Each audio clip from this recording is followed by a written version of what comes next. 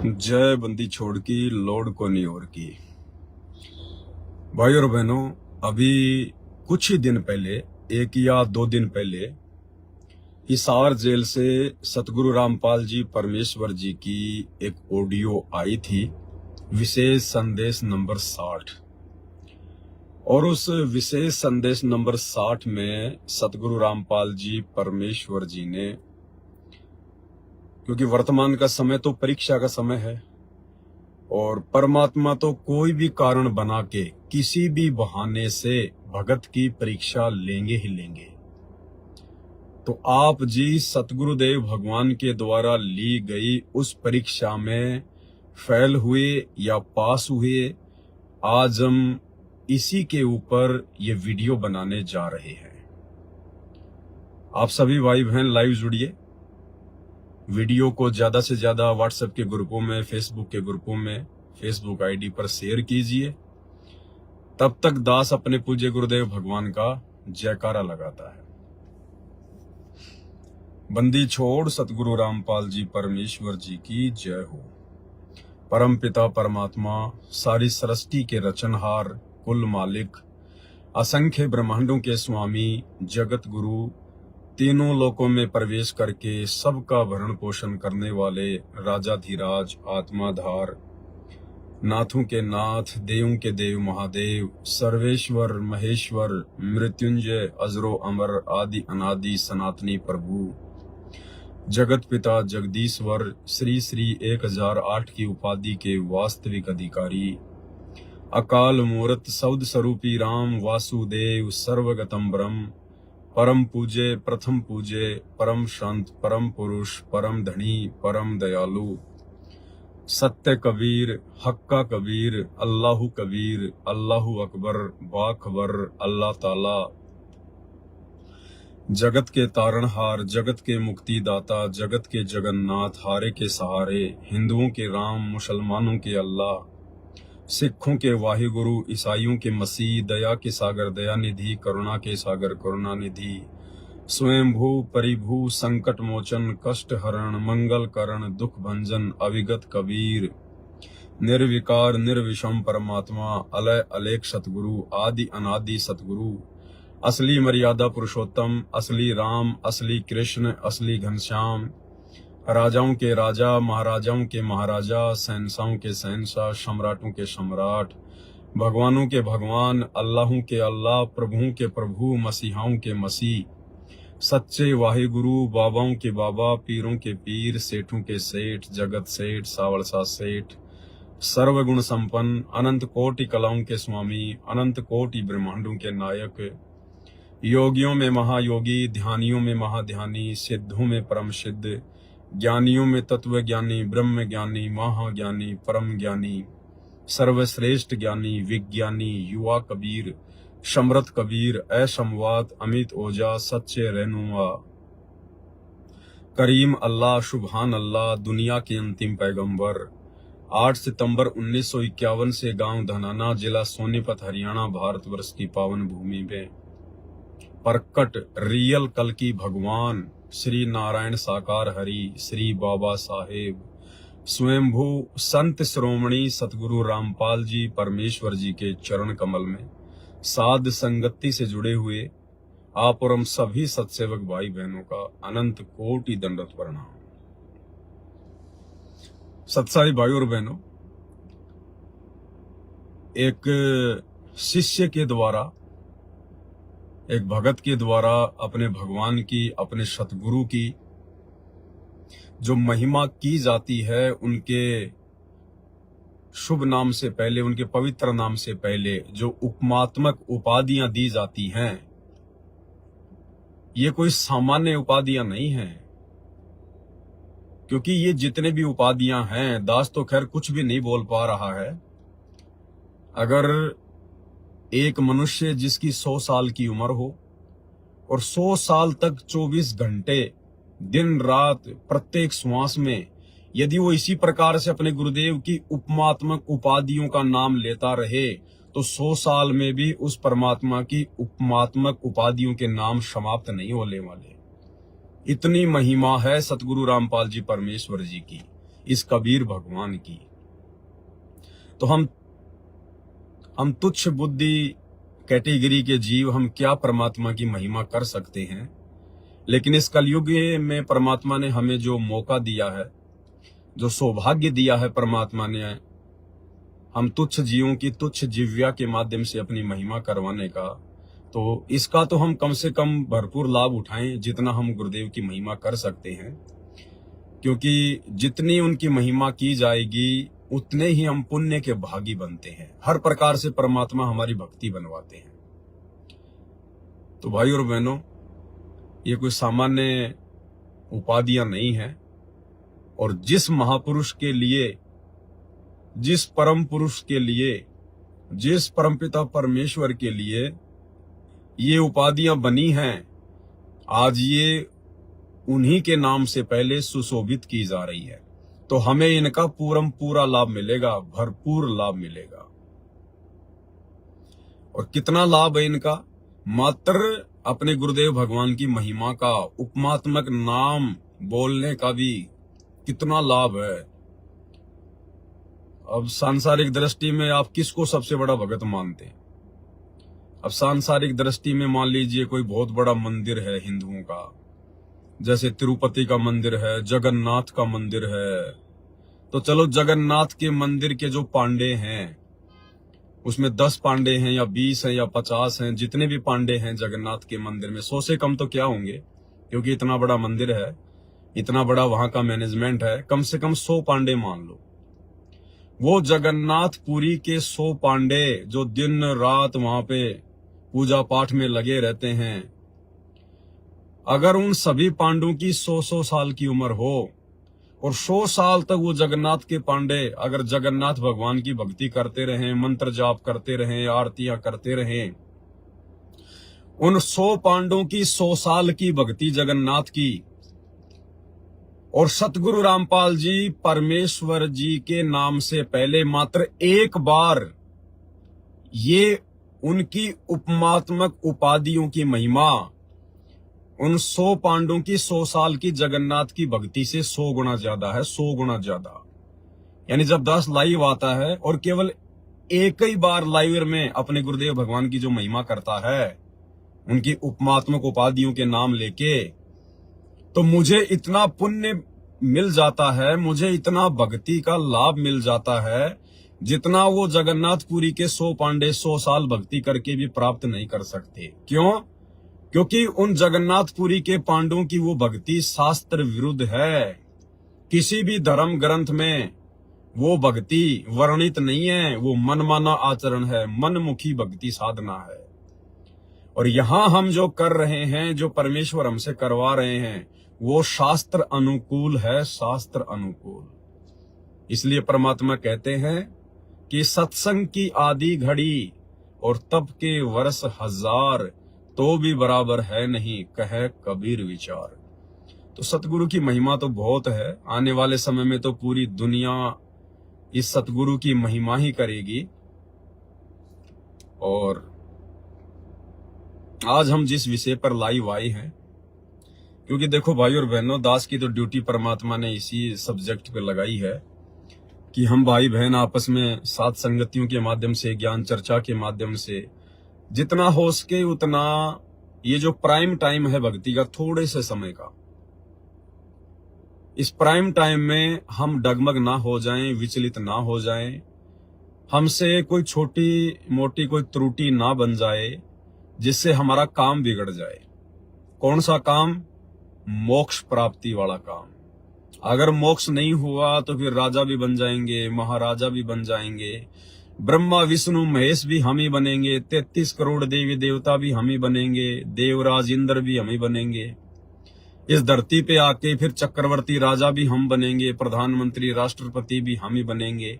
क्योंकि ये जितने भी पदवियां हैं, जितने भी देव पद हैं, ये भक्ति के आधार से निर्धारित होते हैं। जिसकी जितनी भक्ति की होती है मनुष्य जन्म में, जिस आत्मा के द्वारा जितनी भक्ति की गई होती है, उस भक्ति के आधार से फिर ये उपाधियां मिलती हैं। अन्यथा इंसान तो इंसान ही है। एक इंसान तो सारा दिन रोड पर रेड लाइट पर भीख मांगता है, दिए बाबा दिए बाबा दिए बाबा, और एक इंसान भारत का प्रधानमंत्री बन के बैठा है, राष्ट्रपति बन के बैठा है, बहुत बड़ा कोई बिजनेसमैन है, तो हैं तो दोनों इंसान ही, फिर दोनों में इतना अंतर क्यों भाई? क्या प्रधानमंत्री के अलग से कोई सींग है या कोई पूंछ लगी हुई है जो भिखारी के नहीं है? ये सब उनके पिछले जन्मों की भक्ति, शुभ कर्म, दान धर्म, इन सब के प्रतिफल में अगला जीवन निर्धारित होता है जब उसको मनुष्य जन्म मिलता है। तो भाई और बहनों, बहुत बड़ी रजा है गुरुदेव भगवान की। ये जो दुनिया है ये तो बहुत बाद में जाके आंखें खोलेगी, जब इनका सब कुछ लुट पिट चुका होगा। और आप और हमें परमात्मा ने समय रहते वो ज्ञान करवा दिया, वो जानकारी दे दी आत्म कल्याण के विषय में, जो जानकारी वर्तमान में ब्रह्मा विष्णु महेश को भी प्राप्त नहीं है। तो बताओ फिर हम अपने गुरुदेव भगवान की महिमा करने में पीछे क्यों रहें? तो आज का हमारा जो विषय है, आज का हमारा जो सब्जेक्ट है, वो है परमेश्वर के द्वारा ली जाने वाली सूक्ष्म परीक्षा का। और गुरुदेव भगवान ने हमारी परीक्षा ले ली। 60 नंबर विशेष संदेश जो अभी मंगलवार को आया है, उसमें परमेश्वर ने सूक्ष्म रूप से हम भक्तों की परीक्षा ली है। अब देखना यह है उस परीक्षा में कितने भगत फेल हुए हैं, कितने पास हुए हैं। और परीक्षा क्या है भाई और बहनों, अब हम वीडियो शुरू करते हैं आगे।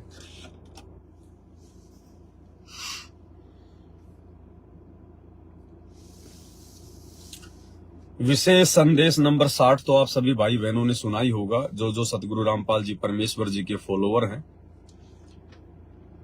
और इसमें परमात्मा ने एक जगह एक मुरली की आवाज का जिक्र किया है। मुरली की आवाज, जो कि एक समय इस भक्ति में ऐसा आता है, जब हम उस लेवल पर पहुंच जाते हैं, हम उस स्टेज पर पहुंच जाते हैं, तो ना चाहते हुए भी हमें कानों से मीठी मीठी एक मुरली की आवाज सुनाई देती, एक ध्वनि सुनाई देती है।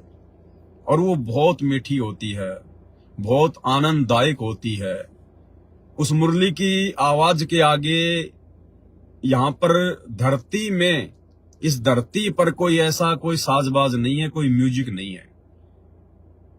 यानी अगर इस पृथ्वी पर भी अगर कोई बहुत अच्छा कोई म्यूजिक है, वो भी उसके आगे, जैसे 100 वाट के बल्ब के आगे 0 वाट का बल्ब होता है, उस प्रकार से यहाँ के फिर ये नकली म्यूजिक हमें फीके फीके लगेंगे वो मुरली की आवाज सुनने के बाद। तो परमेश्वर ने उस मुरली की आवाज का जिक्र किया है। और गुरुदेव ने बताया कि मुझे भी सुना करती थी, मैं भी सुना करता था, बहुत सारी बातें उसमें परमात्मा ने बताई हैं। और फिर परमेश्वर ने कहा कि आप चाहो तो सुन सकते हो। क्या कहा गुरुदेव भगवान ने? कि वो काल की है। यानी जो वास्तविक जो मुरली की आवाज है, जो सतलोक में जो मुरली बज रही है, जिसके बराबर दुनिया में कोई मुरली नहीं है, कोई ऐसी मीठी ध्वनि नहीं है, जो मुरली सतलोक में बज रही है, वो हमें इस शरीर में सुनाई नहीं देगी। हाँ, अगर परमात्मा चाहे तो आत्मा को शरीर से बाहर निकाल के कुछ समय के लिए मुरली सुना सकता है। लेकिन जब तक हमारी आत्मा इस शरीर में है, और यदि हमें वो कानों से मुरली की आवाज सुनाई दे रही है, तो वो काल की मुरली है, और वो भी बहुत मीठी है, बहुत मीठी। तो गुरुदेव ने कहा यदि आप चाहो तो कभी कभार उनको सुन सकते हो। और सुनने का तरीका बताया गुरुदेव ने कि एकांत स्थान पर जाकर बैठो, जहां पर कोई शोर शराबा ना हो, कोई डिस्टरबेंस ना हो, और अपने दोनों कानों में उंगली दे लो या कोई रुई वगैरह ठूंस लो, और फिर एकदम आंखें बंद करके ध्यान लगाओ। तो कुछ समय बाद में आपको एक मुरली की आवाज सी सुनाई देगी, जैसे बहुत दूर से कोई आवाज आ रही है, बहुत दूर से, और वो इतना आकर्षित कर देगी आपको। तो गुरुदेव ने विधि भी बताई है कि चाहो तो सुन भी सकते हो कभी कभार। आपको मैं गुरुदेव भगवान की वो ऑडियो सुना देता हूं, जो मैंने इसमें कटिंग की है, 2.5 मिनट की है, कि मुरली सुनने के विषय में परमात्मा ने उस विशेष संदेश नंबर 60 में क्या कहा है और कैसे ये हमारी परीक्षा ली है परमात्मा ने, सुनिए। बच्चों, ये मुरली जो है ना परमात्मा के दरबार में बज रही है। ये यहाँ की मुरलियां, तो ये भी मुरली है यहाँ की, यहाँ भी आवाज बंसरियां बजती है, लेकिन यहाँ की तो गाने की भी नहीं उसने सुनने के बाद। जब हम भक्ति शुरू करते हो आप, तो भक्ति का जितना प्रभाव पड़ता जाएगा और आपका भक्ति लेवल चलता जाएगा ऊपर को, जैसे जैसे बीपी नापते हैं ना, हवा भरते हैं उसमें ऊपर चलता पारा, उस मशीन खड़ी मशीन मिलते दूसरी छत की, ऐसे हमारी भक्ति का वो पारा ऊपर को बताता चलता कि इतने कहां तक पहुंच गए। जब भक्ति ऐसी स्थिति में आ जाती है तो हम एक क्रिया करके देखते थे, उसकी वजह जरूरत नहीं, चाहो तो कर भी सकते हो।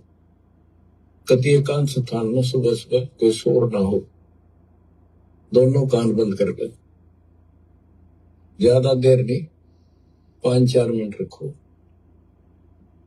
कुछ देर के बाद आपको कुछ बाजी इधर उधर के बजते सुनोगे, बहुत सारे बात। कई दिन के अभ्यास के बाद आपको एक मुरली की ऐसी आवाज आएगी जैसे बहुत दूर से आ रही है, जैसे बहुत दूर बज रही हो, और वो जैसे सुना कर दूर, तो इतनी गजब की आओगी, कान में बुझा देगी कान को। दास को इतनी गजब की सुनती थी। फिर क्या होता है, कुछ दिन के बाद हम उस सतीथि से ऊपर उठ जाते हैं, फिर वो नहीं सुनती, वो हमारी सतीथि आगे बढ़ गई, हम उससे ऊपर जा गए, अब हमने सतलोक पहुंचना है। तो इतनी गजब की बजा करती है, मेरे मन में न्यू आवा थी, जस कोई स्पीकर होता ना उस टाइम कान का लाकर माइक, मैं उसको बाहर सुना सकता था, लेकिन ऐसी व्यवस्था जब ठीक हो रही, इतनी गजब की आवाज में कत्ती न्यारी जो बोल रहा है, फिर खुले कान ना भी सुन लगी, एकांत होती। तो ये वो उस मुरली का जिक्र है। अब ये नहीं ना सुनेगी तो भी हो सकता है उस से ऊपर जा चुके होगी। हमारी तो शुरुआत थी, गुरु जी ने बता रखा था, मैं जो करता चालू था, बाकी वो कहीं भी इसकी जरूरत कभी नहीं। हमने तो बता रखा भक्ति करते हो, मोक्ष होगा भक्ति से। मुरली थोड़ा बात है, वहां जाकर सुन लियो, लेकिन यहाँ बतानी पड़ रही है क्योंकि ये नीचे वाले जो दूसरे पंथ है नकली काल के, विशेषकर ठेका राधा स्वामी ने बकवाद करने का ले रखा बखांड का, ये लोग वो धुन सुने है, मुरली सुनती है। अब सुन लो उस मुरली का क्या हिसाब है। तो भाई और बहनों, ऑडियो आपने सुनी। परमात्मा ने मुरली सुनने के विषय में हमें विधि बताई है और कहा कि चाहो तो आप जी सुन भी सकते हो। परमेश्वर जी अपने सत्संगों में कहते हैं कि शब्द सैन सतगुरु की पहचान है, वो पावे अटल सुहागरे। जब तक ये जीव आत्मा इतनी चार्ज नहीं हो जाएगी कि अपने गुरुदेव भगवान के सत्संगों को समझने जब लगेगी, संकेतों को, तब जाके इसकी बात बनेगी। अब क्या संकेत किया गुरुदेव ने, ये आप और हमारी परीक्षा के लिए परमात्मा ने ये बात कही है। आप और हमारी परीक्षा के लिए परमात्मा ने ये मुरली की धुन सुनने वाली बात कही है। और इसमें क्या परीक्षा है भगत जी? अभी 17 सितंबर को कहां से मेरी भगतमती एक्सपायर हुई है जयपुर में।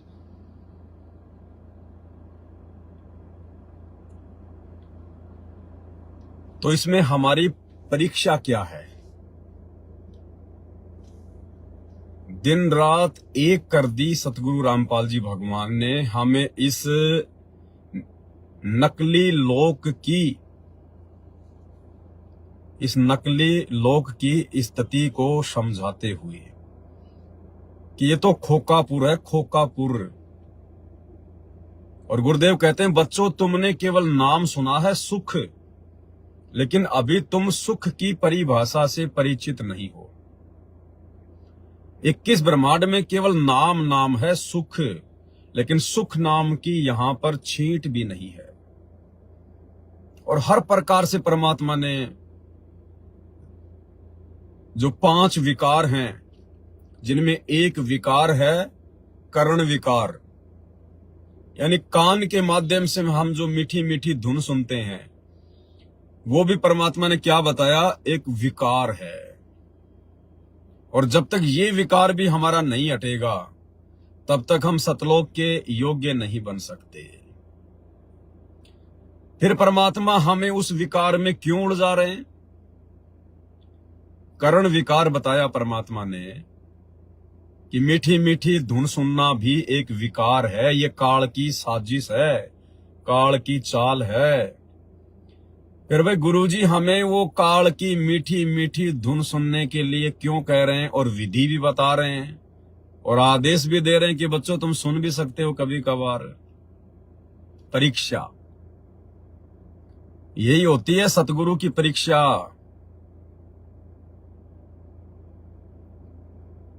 परमात्मा ये चेक करना चाहते हैं कि मेरे भक्तों की भक्ति का पारा कितना ऊपर चढ़ा है। जैसे किसी का ब्लड प्रेशर नापते हैं, जो मशीन बताई गुरुदेव ने कि हाथ के बांध के वो पट्टा सा, और फिर उसको यूं दबाया जाता है, और वो बीपी नापने की मशीन की सुई है, जो पारा है वो ऊपर को चढ़ता जाता है, ऊपर को चढ़ता जाता है। तो गुरुदेव भगवान ने ये चेक करना चाहा है कि मेरी संगत में भक्ति का पारा कितना ऊपर तक चढ़ा है, या खाली ये लोग लातों के भूत हैं, कुछ अपनी कॉमन सेंस भी प्रयोग करते हैं या नहीं करते हैं, मेरे संकेतों को भी समझने लगे हैं या नहीं समझने लगे हैं। ये चेक करने के लिए जब हमें परमात्मा ने इस काल के लोक के हर प्रकार के सुखों से दुखों से परिचित करवा दिया है, तो भला परमात्मा हमें फिर कर्ण विकार में क्यों फंसाएंगे? सिर्फ हमारी भक्ति और हमारे कॉमन सेंस को चेक करने के लिए।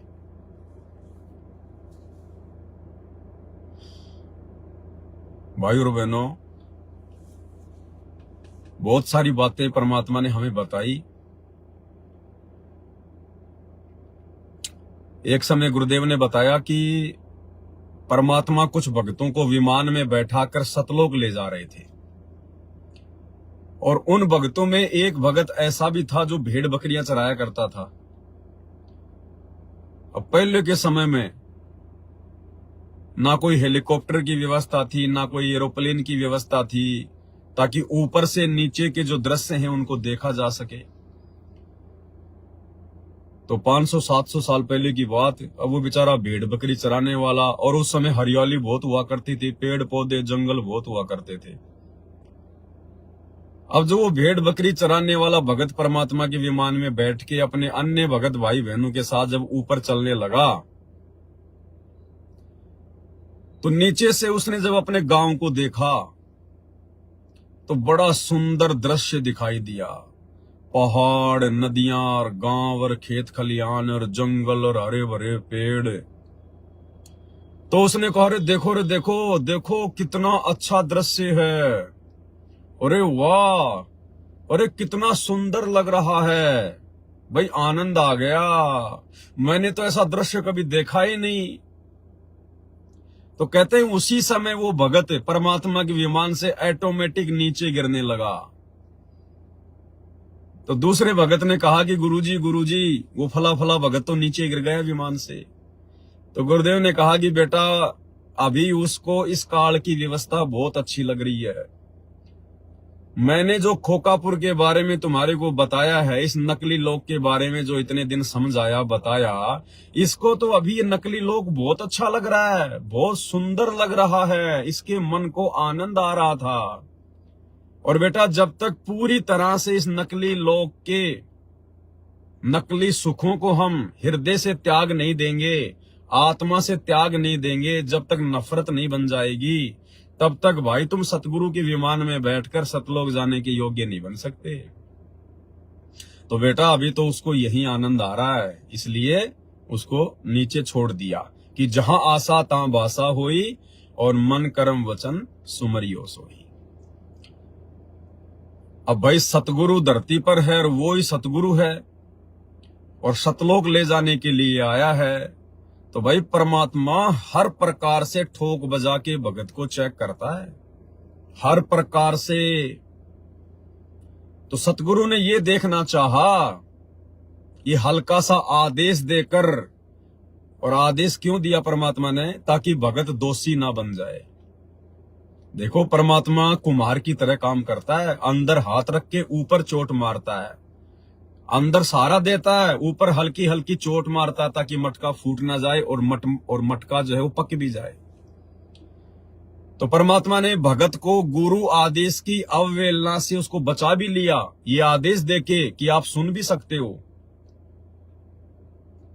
और सुनने का आदेश देके परमात्मा ने परीक्षा भी ले ली।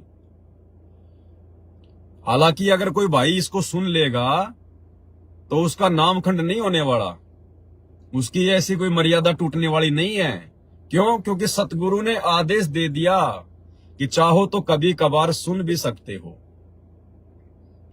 लेकिन परमात्मा ये चेक कर लेगा कि अभी इसको ज्ञान कितना हुआ है, ये ज्ञान में कितना कमजोर है और कितना परिपक्व हो गया, ये सतगुरु परीक्षा भी ले लेगा। अब भाई और बहनों, इस काल लोक की जो मुरली है, जिसके विषय में परमात्मा हमें बता रहे हैं, सुनने के लिए कह रहे हैं, ये मुरली है किसकी? गुरुदेव ने बताया ये काल की धुन है। अच्छा, काल कहां से आया? सतलोक से आया। काल को किसने उत्पन्न किया? सतगुरु ने उत्पन्न किया। तो काल सतगुरु का, काल की वो नकली मुरली सतगुरु की, वो मुरली की धुन सतगुरु की। और जब वही सतगुरु आज धरती पर आकर और अपने मुख कमल से हमें जो शब्द सुना रहा है, हमें जो सत्संग सुना रहा है, क्या दुनिया की कोई भी मुरली, 21 ब्रह्मांड की कोई भी मुरली, क्या उस सतगुरु के मुख कमल से उच्चारित इन सत्संगों से ज्यादा मीठी हो सकती है? क्या गुरुदेव भगवान ने अपने मुख कमल से हमें जो मीठे मीठे शब्द सुनाए हैं, क्या उन शब्दों से वो मुरली मीठी हो सकती है? यही परीक्षा ले रहा है सतगुरु कि जिन जिन भक्तों ने वो मुरली की आवाज सुनने का प्रयास किया, या मन में भी आ गई कि मैं मुरली सुनूंगा कभी एकांत जगह बैठकर, या जिन जिन लोगों ने लगा के कान में उंगली और सुन ली है, क्योंकि बहुत सारों ने सुन ली होगी, हजारों ने प्रयोग कर लिया होगा अभी तक तो संत रामपाल जी की संगत में, तो ये उन भक्तों की परीक्षा हो गई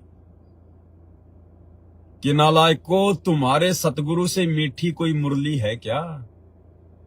अरे भगत के लिए अपने गुरुदेव भगवान के मुख कमल से बोले गए शब्दों से मीठी दुनिया की कोई मुरली है क्या?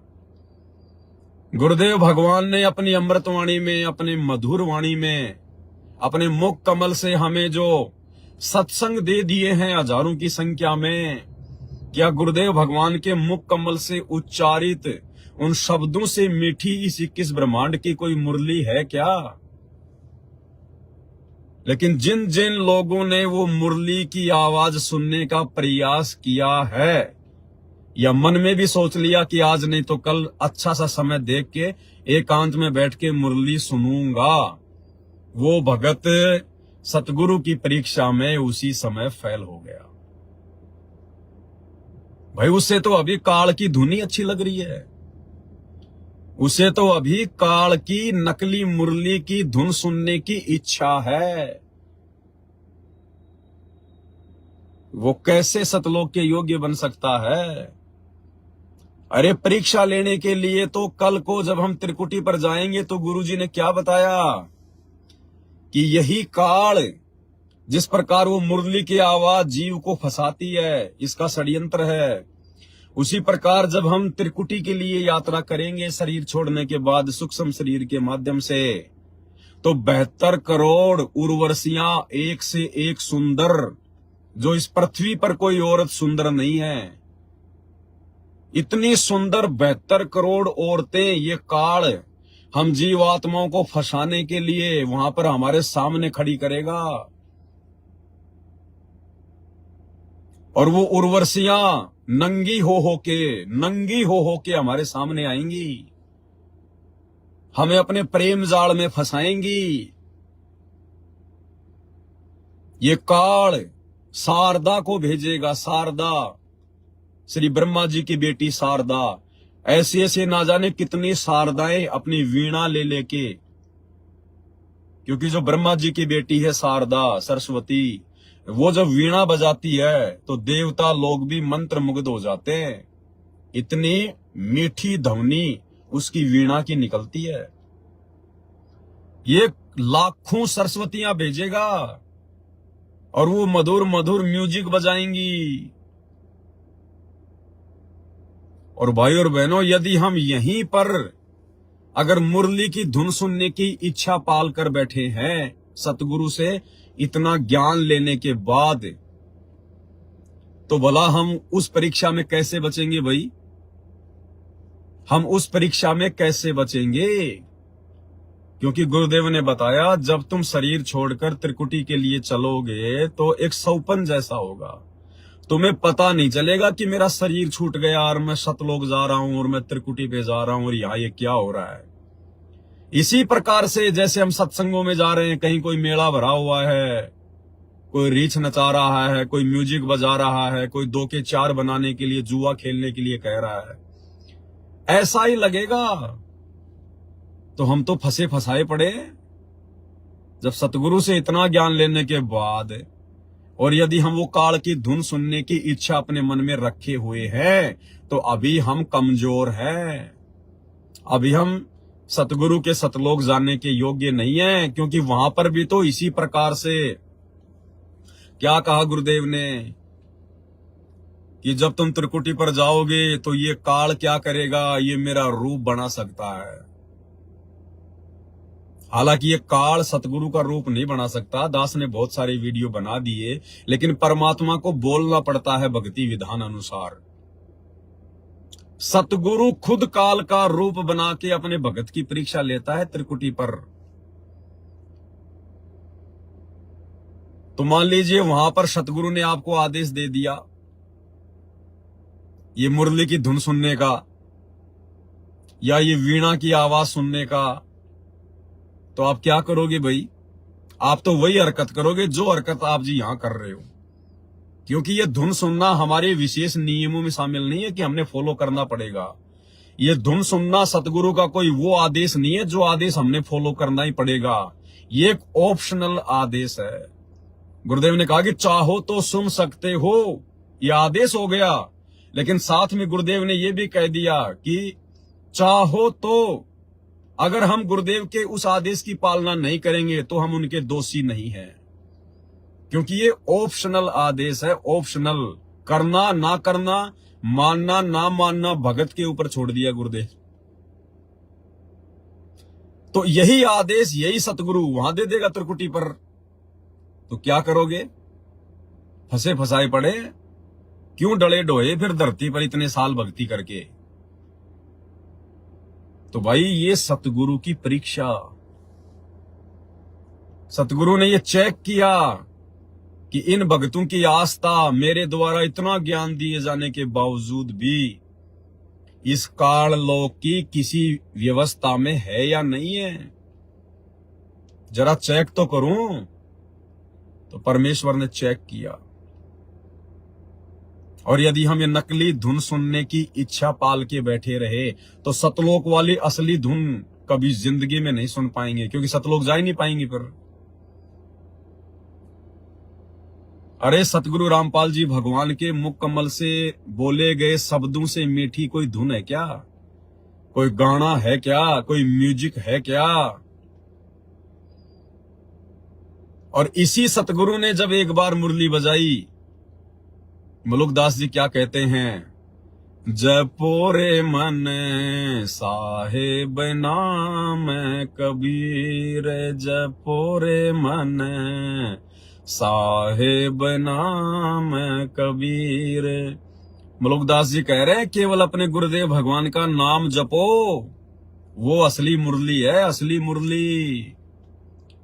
एक समय गुरु बंसी बजाई कालंदरी के तीर, एक समय गुरु बंसी बजाई कालंदरी के तीर। सुर नर मुनि जन थकत भये वो रुक गया दरिया नीर, जपोरे मन साहेब नाम कबीर। जब हमारे गुरुदेव सतगुरु रामपाल जी भगवान ने जब मलुकदास जी की विशेष प्रार्थना पर जब एक समय जमुना जी के तीर, जमुना जी के किनारे पर मुरली बजाई, क्योंकि मलुकदास जी पहले श्री कृष्ण जी के पुजारी थे, और उन्होंने कहा कि जी मैंने सुना है कि एक बार श्री कृष्ण जी ने इतनी मीठी मुरली बजाई, इतनी मीठी बांसुरी बजाई कि गाय भी उनकी बांसुरी की आवाज सुनने के लिए आ जाया करती थी। तो गुरुदेव भगवान ने कहा, सतगुरु रामपाल जी परमेश्वर जी ने कहा, क्योंकि यही परमात्मा अपनी आत्माओं के लिए भिन्न भिन्न रूप में भिन्न भिन्न नामों से आते रहते हैं। तो कहा भाई एक दिन हम भी बजा के दिखाएंगे तुझे मुरली। और मलुकदास जी को लेके परमात्मा जमुना जी के किनारे गए, और मालिक ने यूं हाथ किया था, ऊपर से सतलोक से मुरली आ गई परमात्मा के हाथ में, और गुरुदेव भगवान ने वो मुरली बजाई।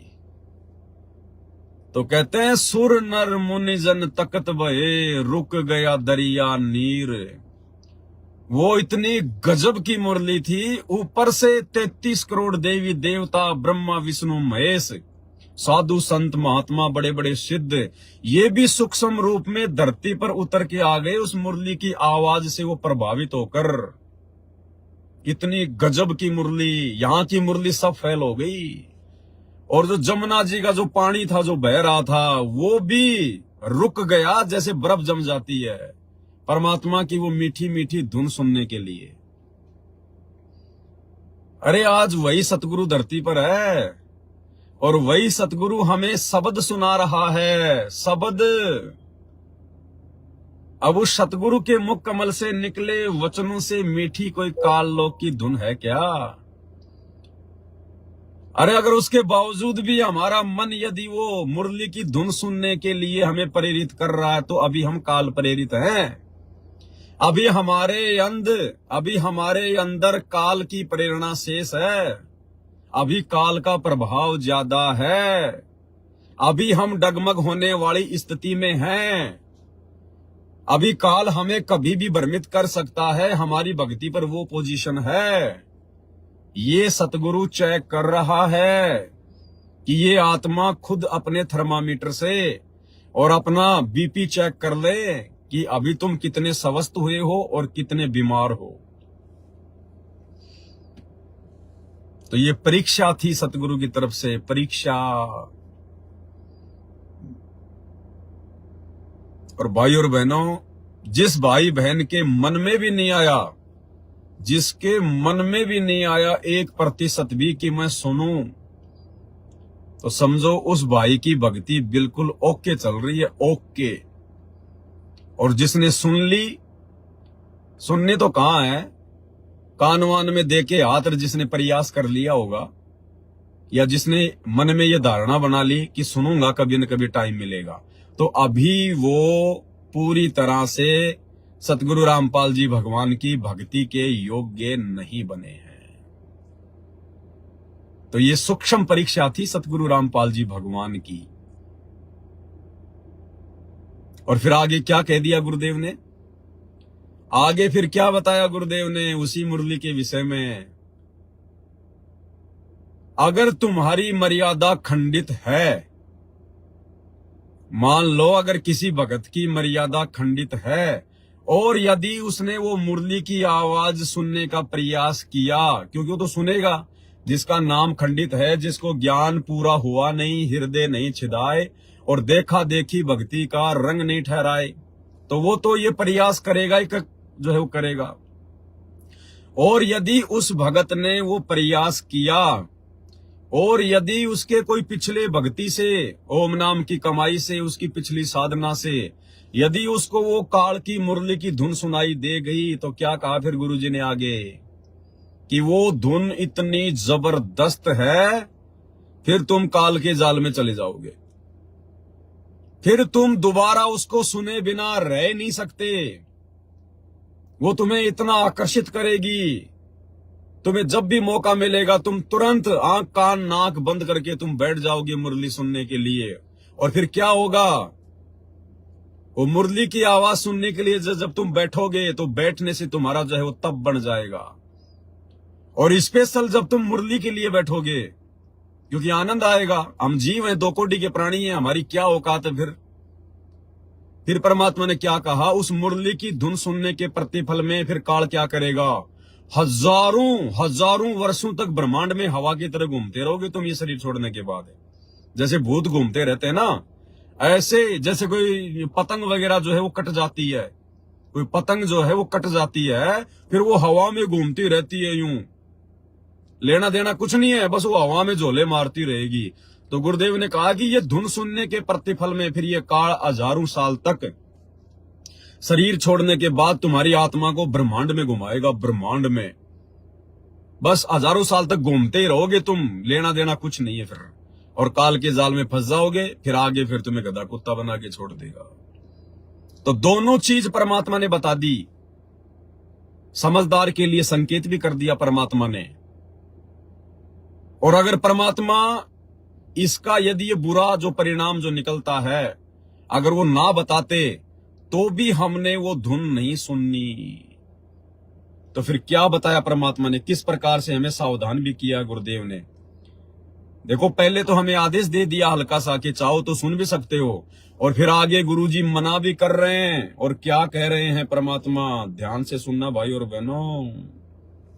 गरीब कालंदरी के तीर बाजे मुरली मुख कबीर, सुने ब्रह्मा महेश को और दरिया का नीर। ओए होए, कबीर साहब ने यमुना के किनारे बजाई, उस दरिया के पानी ने भी सुनी, ब्रह्मा विष्णु महेश भी नीचे आ गए अपने स्वर्ग लोक से चढ़ के।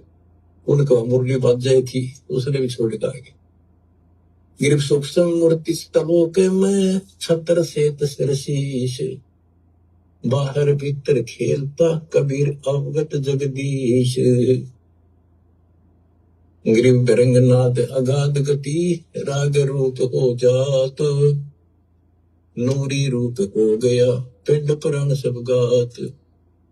गिरिव उस मुरली की टेर सुन, फिर धरत नहीं जून, आसन गगन अजूद बिन, विचरत सुन बेसुन। देखो एक एक वाणी का असर ये बतानी जरूरी है गरीबदास जी ने, इसलिए बता दी कि कोई ना सोचा है कि गरीबदास जी को सारी बातों का बेरा नहीं था, ऊपर के ब्रह्मांड में क्या घटना हो रही है, तो ये बता दिया। अगर यानी गुरुदेव भगवान कह रहे हैं कि मुझे तो बताना जरूरी है, क्योंकि गरीबदास जी लिख के चले गए। तो गुरुदेव कह रहे हैं मुझे तो बताना जरूरी है, नहीं तो कल को लोग ये कह देंगे तुम्हें कि तुम्हारे गुरुजी ने तुम्हें मुरली के बारे में कब बताया था। लेकिन वो क्रिया करना ना करना ये हमारे बुद्धि विवेक के ऊपर है। तुम उस मुरली ने सुनने लग गए, फिर ये इतनी गजब की है। क्या कह रहे हैं परमात्मा, यदि फिर तुम उस मुरली को सुनने लग गए कि गरीबदास जी को सारी बातों का बेरा नहीं था, ऊपर के ब्रह्मांड में क्या घटना हो रही है, तो ये बता दिया। अगर तुम उस मुरली ने सुनने लग गए, फिर ये इतनी गजब की है, ये तो मालिक की व्यवस्था से चल रही है, फिर हम उसे आपको टूट चले जाते हैं तो हम वहां टिकते नहीं, और किसी तरह नाम खंड हो गया और वो वहां तक पहुंच गए। मुरली सुन रहे हो आप उस मुरली की सुनने में इतने लीन हो जाओगे, भक्ति भी छोड़ दोगे, भक्ति भी छोड़ और जब तक बैठ जाओ एकांत में और उसको सुनते रहोगे, इतना आनंद आओगा। तो उससे क्या होगा, बैठने में तो तप हो जाएगा, और उस मुरली को सुनते सुनते जीवन पूरा हो जाएगा।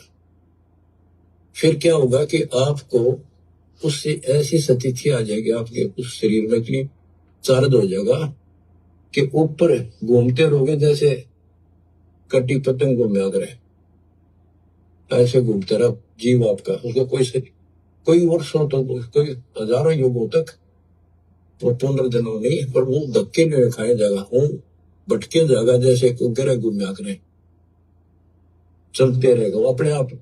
उसकी ऐसी स्थिति बन जाएगी, वो रुक नहीं सकता, फिर उस समय पूरा होते फिर पृथ्वी पाओगा। तो ये सारी इसलिए बता रहा हूँ, कोई तुम इससे करना चिपक जाइयो, बतानी इसलिए जरूरी है कि इसमें लिखा है काल ने नो ना कह देने वाले, क्या कभी गुरु जी ने आपका ने बताई थी, इसलिए बता रहा हूँ, क्योंकि काल बहुत उस्ताद है।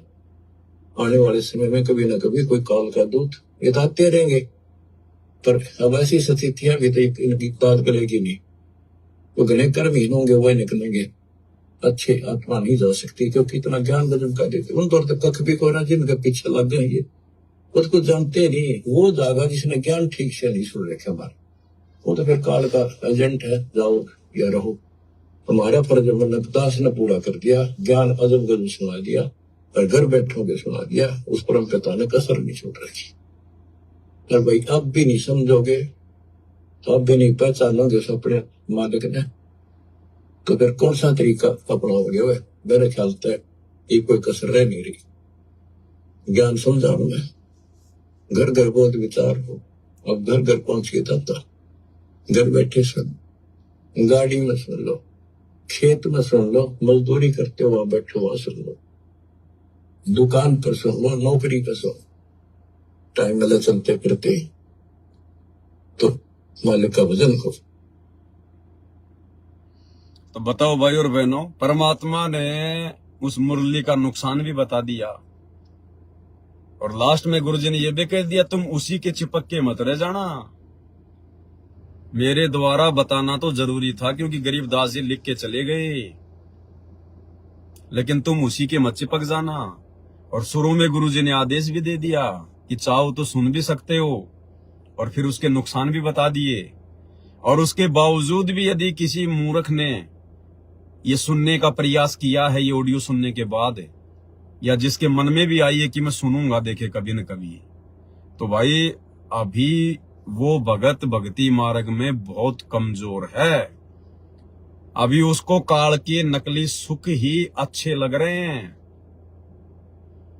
अरे जब तक हम इस काल के लोक की तरफ से, इस काल की तरफ से जीवित नहीं मर जाएंगे, गुरुदेव ने यही तो समझाया, और यही तो परमात्मा का प्रयास है कि झूठे सुख को सुख कहे तू मान रहा मनमोद, ये सकल चबीना काल का, कुछ मुख में कुछ गोद। हमने तो अपने जो बेटा बेटी हैं, जो प्रॉपर्टी है, जो धन संपत्ति है, हमने तो उसका भी ज्ञान को आधार बना के आत्मिक रूप से मोह छोड़ना जो है वो पड़ेगा। ठीक है, जब तक परिवार में रह रहे हैं, सबके साथ प्यार प्रेम से रहना है, जिम्मेदारियां निभानी है, लेकिन वो मोह ममता हमने त्यागनी पड़ेगी कि ये मेरे नहीं है, इनमें सुख नहीं है, ना मुझे ये सुख दे सकते, मुझे सुख देंगे मेरे संस्कार, मेरे अच्छे कर्म, मेरी भक्ति। अन्यथा बेटा बेटी तो बहुत हैं लोगों के, जूतों से मारते हैं अपने माँ बाप को, वृद्धाश्रम में छोड़ के आते हैं, उनकी दुर्गति कर रखी है, रोज सोशल मीडिया पर आती है, उनकी बहुएं उनको हाथ पकड़ पकड़ के घर के बाहर फेंकती हैं। तो बेटा बेटी तो वो भी हैं उनके, तो क्या बेटा बेटी ने सुख दिया? और जिसके बेटा बेटी यदि किसी की बुढ़ापे में अच्छी सेवा करते हैं, प्यार प्रेम से बोलते हैं, तो भाई ये उस बुढ़े और बुढ़िया के ये कोई शुभ कर्म है, या तो वर्तमान के या पिछले जन्म जन्मांतरों के। तो भक्ति के प्रतिपल में ही परमात्मा उसको थोड़ा बहुत बुढ़ापे में सुख की अनुभूति उसके बेटा बेटी या बहू के माध्यम से करवा रहा है।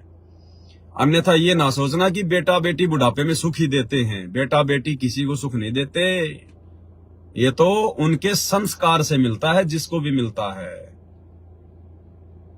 तो भाई और बहनों, कहां मुरली की धुन सुनने के चक्कर में हो, ये परीक्षा थी सतगुरु की, और कितने नालायक फेल हुए हैं।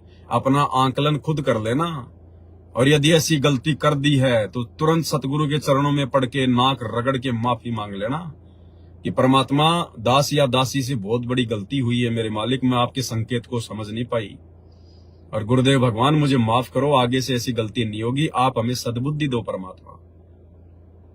बहुत भयंकर जाल है काल का। तो ये सतगुरु ने हमारी परीक्षा ली, परीक्षा। और भी बहुत सारी बातें हैं भाई और बहनों। एक हमारी बहन है, उसने, वैसे शंका की कोई गुंजाइश तो नहीं रही वर्तमान में, क्योंकि परमात्मा ने दास को 2015 से निमित्त बना के और भगत समाज की शंकाओं का ही समाधान करवाया है। हजारों की संख्या में दास के फेसबुक पेज के ऊपर वीडियो पड़े हुए हैं। परमात्मा ने दास से पुस्तक भी लिखवाई शंका समाधान, और भी बहुत सारे तरीकों से भाई बहनों की शंकाओं का समाधान किया गया है। और शादी विवाह को लेकर भी दास ने सारी शंकाओं का समाधान जो है उस पुस्तक में किया हुआ है, शंका समाधान में। इसके बावजूद भी एक बहन की शंका आई है, उन्होंने सवाल किया है। ये बहन है सुजाता दासी, कहां से है मैं नहीं जानता। सच्चाई भाई जी, आप जिसे 2 बात पूछनी है, सर्दी का नहीं, ये नहीं है, ये अलग है। हाँ, ये सच्चाई भाई जी, मेरी कुछ शंका है। एक भगत के साथ मेरी रमेणी की बात चल रही है। पहले आप इनका मैसेज सुनिए पूरा। सच्चाई भाई जी, मेरी शंका है, एक भगत के साथ मेरी रमेणी की बात चल रही है। रमेणी यानी सतगुरु रामपाल जी परमेश्वर जी के पंथ में रमेणी कहते हैं शादी विवाह को। एक भगत के साथ मेरी रमेणी की बात चल रही है। मम्मी मान भी गई है, पर वो ये बोल रही है कि मैं अपना बेटा मानकर यही पास में एक प्लॉट देकर रखूंगी। मेरी मम्मी जगत वाली है, यानी उसने नाम उपदेश नहीं ले रखा है, पर परमात्मा की आरती सुनती है। मेरी मम्मी बोली, यदि तू चली गई तो थोड़ा बहुत आरती ज्ञान सुन लेती हूं, फिर कैसे सुनूंगी, मैं तो पढ़ी लिखी भी नहीं हूं। और दूसरी बात यह है कि वो बोली, उसकी मम्मी कह रही है कि सभी रिश्तेदारों को बुलाऊंगी और खाना भी खिलाऊंगी। मैंने बोला खाना पीना साधारण होना चाहिए, पर वो बोली मैं तो अच्छा से अच्छा खाना खिलाऊंगी। तो भाई इन सब बातों से क्या मेरी मर्यादा खंड हो जाएगी? प्लॉट के लिए तो मैंने ये बोल दिया कि चलो जब तक हमारे गुरुजी नहीं आएंगे आपके साथ रह लेंगे, बाकी मालिक के आने पर जैसी भी वो हमारी व्यवस्था करेंगे हम वैसा ही करेंगे। भाई और बहनों, परमात्मा कहते हैं ये सौदा फिर नाही रे संतो, ये सौदा फिर नाही, लोहे जैसा ताव जात है काया ले सराई। भाई इस पवन दास ने तो गुरुदेव भगवान के ज्ञान के आधार से आप लोगों को शादी विवाह के संबंध के विषय में हर बात बता रखी है। और दास का तो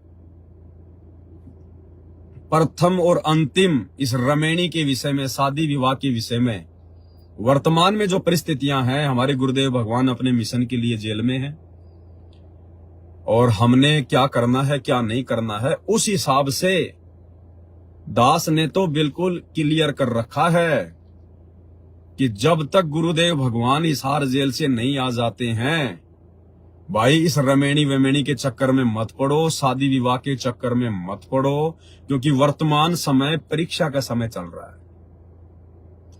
और ये जो रमेणियां होती है ना हमारे पंथ में, ये फ्री में होती हैं, मुफ्त में होती हैं। और ध्यान रखना, मुफ्त की चीज की कोई वैल्यू नहीं है। जब तक भगत को ज्ञान नहीं होगा तब तक मुफ्त की चीज की कोई वैल्यू नहीं है। घर की मुर्गी दाल बराबर। साल 2 साल बाद किसी भी बात को लेके तुम्हें ठोकर मार के कोई और पकड़ लेगा, क्योंकि फ्री मिलती हैं, क्योंकि फ्री मिलती हैं। ये परीक्षा का समय है, आप किसी के अंदर की बात नहीं जान सकती। कोई भी आदमी होता है अपना काम निकालने के लिए हमेशा मीठा ही बोलेगा, प्यारा ही बोलेगा। वो अपना वो वास्तविक रूप, वो चेहरा, वो व्यवहार, वो आचरण नहीं दर्शाएगा जो असल में वो है। लेकिन अपने स्वार्थ के लिए, अपना काम निकालने के लिए गधा भी जो है गाय बन के पेश आएगा। तो ये परीक्षा का समय है भाई। और इस परीक्षा के समय में मैं पवन दास ना तो अपने सत्सेवक भाई बहनों के समर्थन में हूं, और सतलोक आश्रम मैनेजमेंट हरियाणा की तो बात ही छोड़ दीजिए, उनका तो कोई हिसाब किताब ही नहीं है। और सतलोक आश्रम मैनेजमेंट हरियाणा में जो रमेणियां होती हैं, जो ब्याह शादी होती हैं, क्या आप लोगों ने उनसे शिक्षा नहीं ली? कितनी हमारी बहनों को गर्भवती करके छोड़ रखा है। कितनी बहनों के 1 संतान 2 संतान होने के बाद में उनको पीयर में छोड़ रखा है, और दूसरी रमेणियों की तैयारी कर रहे हैं, क्योंकि फ्री में मिलती है। फ्री में बाप जेल में बैठा है, किसी को कोई डर नहीं है, समाज की कोई शर्म नहीं है। तो भाई ये परीक्षा का समय है। मेरे से इस विषय में पूछने की आवश्यकता नहीं है। ये तो मैं जानबूझ के इस मैटर पर आप लोगों के साथ में चर्चा कर रहा हूं, अन्यथा इस बहन को जवाब देने की मुझे कोई आवश्यकता नहीं है, क्योंकि इस विषय में दास हर बात बोल चुका है। और क्या कह रही है बहन? एक भगत के साथ मेरी रमेणी की बात चल रही है, तो बहन आप मर्यादा में नहीं हो, आपकी मर्यादा खंडित है गुरुदेव के ज्ञान आधार से, साथ संगति के नियम और मर्यादाओं के आधार से। क्योंकि जब तक हमारी शादी हो नहीं जाती है, जब तक हमारी रमेणी नहीं हो जाती है, तब तक हम किसी को भी विषय वासना की दृष्टि से नहीं देख सकते। और आप तो खुद ही रमेणी की बात चला रही हैं उसके साथ में, अपने गुरु भाई के साथ में आप खुद ही रमेणी की बातें कर रही हैं। तो आपकी भक्ति कहां चल रही है? आपकी मर्यादा कहां है? जब तक रमेणी नहीं हो जाती तब तक हर व्यक्ति को अपने भाई की दृष्टि से देखना है। क्या आपको नहीं पता इन सब बातों का? ये कॉमन सेंस की बात नहीं है क्या? और आप तो खुद ही उस भगत से अपनी शादी की बात कर रही हैं, तो आप दोनों के अंदर रमेणी से पहले भाई बहन वाली बातें कहां हैं? भले आप लोगों ने शारीरिक रिश्ते ना बनाए हों, लेकिन आप लोगों के विचार तो फिर वही गंदे हो गए। पति पत्नी की दृष्टि से, प्रेमी और प्रेमिका की दृष्टि से आप लोग एक दूसरे से बातें कर रहे हैं कि वे रमेणी कब करोगे, आप कहां के रहने वाले हो, कैसे रमेणी होगी। तो ये बातें कोई गुरु बहन या गुरु भाई आपस में थोड़ी कर सकता है। आप दोनों तो आपस में भाई बहन हैं, और भाई बहन आपस में कैसे अपनी शादी की बातें कर सकते हैं? या तो आपके माता पिता करेंगे, या आपके रिश्तेदार करेंगे, या आपके कोई अन्य गुरु भाई बहन करेंगे। तो बहन आपकी तो वैसे भी मर्यादा खंडित है, क्योंकि आपने रमेणी होने से पहले खुद ही लड़का सेलेक्ट कर लिया। तो उस लड़के की भी मर्यादा खंडित है, जो भी है वो, हमें किसी का नाम जानने की आवश्यकता नहीं है। और आपकी भी मर्यादा खंडित है। और ध्यान रखना भाई और बहनों, जिस जिसको इस पवन दास ने मना किया है, जिन जिन लोगों ने मेरे से रमेणी की बात की है, और जिन जिन को दास ने मना किया है, और यदि जबरदस्ती उन्होंने रमेणी की है, तो भाई वो परमात्मा से नीचे गिरे, नीचे। उनकी रमेणियां सक्सेसफुल नहीं है, सफल नहीं है। क्योंकि दास जो बात बोलेगा परमात्मा के विधान और मर्यादा के अनुसार बोलेगा। ये दुनिया को नहीं लेना देना इन बातों से। जगत वाले नहीं जान पाएंगे हमारी नियम मर्यादा, हमारी बातें। ये तो आगे चल के इन लोगों को इन बातों का पता चलेगा। तो आप जी शादी होने से पहले कैसे उस लड़के से शादी विवाह की बातें कर सकती हो? आप मर्यादा में नहीं हो, आपके विचार गंदे हैं, और फिर अपने आप को सत्सेवक कहते हो आप लोग। तो भाई और बहनों, अब इन बातों पे विचार करो। और क्या जल्दी हो रही है भैया? ऐसी क्या जल्दी हो रही है फिर तुम्हारे में और सतलोक आश्रम मैनेजमेंट हरियाणा वालों में क्या अंतर है? अरे उन फर्जी आश्रमों से, फर्जी सतलोक आश्रमों से वर्तमान में लाखों की संख्या में लोग जा जाके सार नाम, सार शब्द क्यों ले रहे हैं? क्योंकि उनको अपने गुरु पर विश्वास नहीं है। क्या पता गुरु जी जेल से आएंगे, नहीं आएंगे, उम्र कैद की सजा है, फलाना है, दिखना है। क्या पता बाद में सार नाम मिले ना मिले, मेरा शरीर छूट जाए, मैं सतलोक जाऊं ना जा पाऊं। तो जो मूर्खता वो लोग दर्शा रहे हैं अपने गुरु को मानुस मानकर, ज्ञान की कमी के चलते, कि क्या पता गुरुजी आएंगे नहीं आएंगे, कब आएंगे, अपने तो सार नाम ले लो। अरे बस का ड्राइवर और 5-10 मिनट के लिए कहीं बाहर चला गया हो, बस का ड्राइवर 5-10 मिनट के लिए कहीं बाहर चला गया हो, या बस से नीचे उतर गया हो, हैं, और तुम सीट के लिए लड़ाई झगड़ा कर रहे हो, मारामारी कर रहे हो, और बस में ड्राइवर है ही नहीं, तो चाहे वो वोल्वो बस क्यों ना है, बैठे रहो सारा दिन। जब तक वो ड्राइवर आके सीट पर नहीं बैठेगा, वो बस आगे नहीं चलने वाली। कितना ही लड़ लो झगड़ लो सीट पे बैठ बैठ के भी तुम थक जाओगे। तो इसी प्रकार सतगुरु रामपाल जी भगवान इस संगत रूपी बस का ड्राइवर है, भक्ति का ड्राइवर है।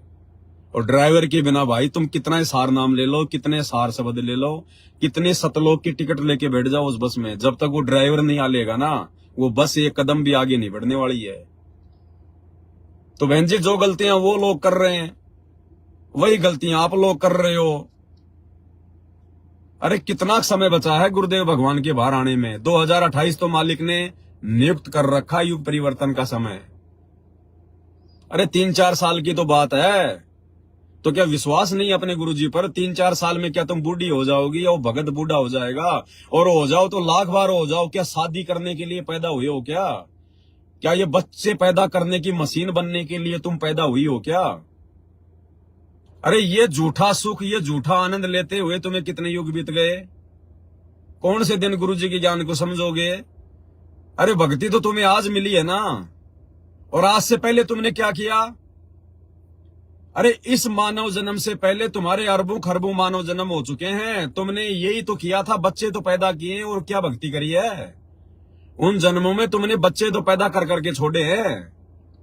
कभी राजा बन गए तो 2-2 हजार रानियां बनाई, 100-100 रानियां बनाई, 10-10 हजार शादियां की राजा जनक के जैसे। तो उन जन्मों में तुमने किया क्या विषय वासनाओं के अलावा? इन कुकर्मों के अलावा हमने किया क्या है उन जन्मों में? भक्ति तो आज मिली है। और ये 10-20 साल की उम्र है तुम्हारी। अब 10-20 साल की उम्र में बच्चे पैदा करके तुम बड़ा भारत की क्रिकेट की टीम बना दोगे। ज्ञान को आधार बनाओ, ज्ञान को आधार। इस कुक्रम में जब तक लिप्त रहोगे, विषय वासना के कुक्रम में, तुम भगत बन ही नहीं सकते। ये कबीर साहिब की अमरवाणी है, अपने दिमाग में गोल लेना कि भग भोग्या भग उपजय। भग यानी योनि, और भोग्या यानी उसको भोगना, उसको भोगने वाला। भग भोग्या भग उपजय। उपजय यानी पैदा होना। जब तक इंसान भग भोगेगा, विषय वासना के चक्कर में पड़ा रहेगा, तब तक उसका बारंबार उसी योनि से जन्म होता रहेगा। भग भोग्या भग उपजय, भग से बचा न कोई, और जय कोई भग से बचे, भगत कहावे सोए। ये कबीर परमात्मा की अमरवाणी है। अरे आज तुम्हें सतगुरु मिल गया, इतना ज्ञान दे दिया, थोड़ा सा समय बचा है मोक्ष का। जब तक धरती पर सतगुरु है तब तक ये मोक्ष का समय है।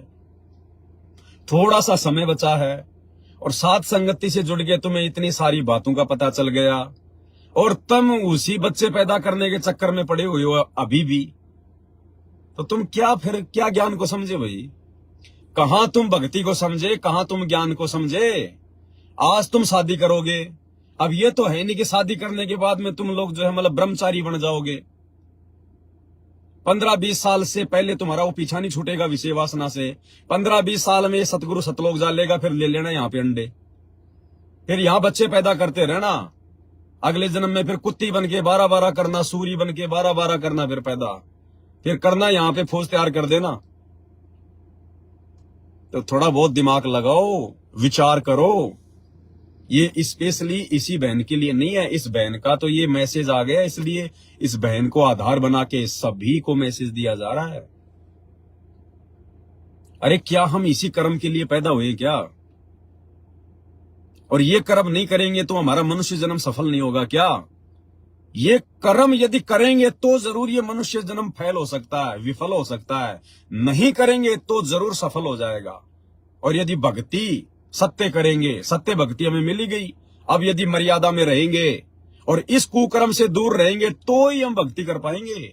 नहीं हम भगत भी नहीं बन पाएंगे। भगत भी चाहे सात संगति से जुड़े हो भाई बहन हो, चाहे सतनाम मिल गया हो, चाहे प्रथम नाम मिल गया हो, चाहे सतलोक आश्रमों से जुड़ा हुआ भाई बहन हो, चाहे सतनाम मिल गया हो, चाहे सार नाम मिल गया हो, चाहे सार शब्द मिल गया हो, अगर अभी तक उसने ये विषय वासना का गंदा खेल खेलना नहीं छोड़ा है, वो अभी भगत की श्रेणी में भी नहीं है, चाहे वो अपने आप को सारनामी समझ रहा है।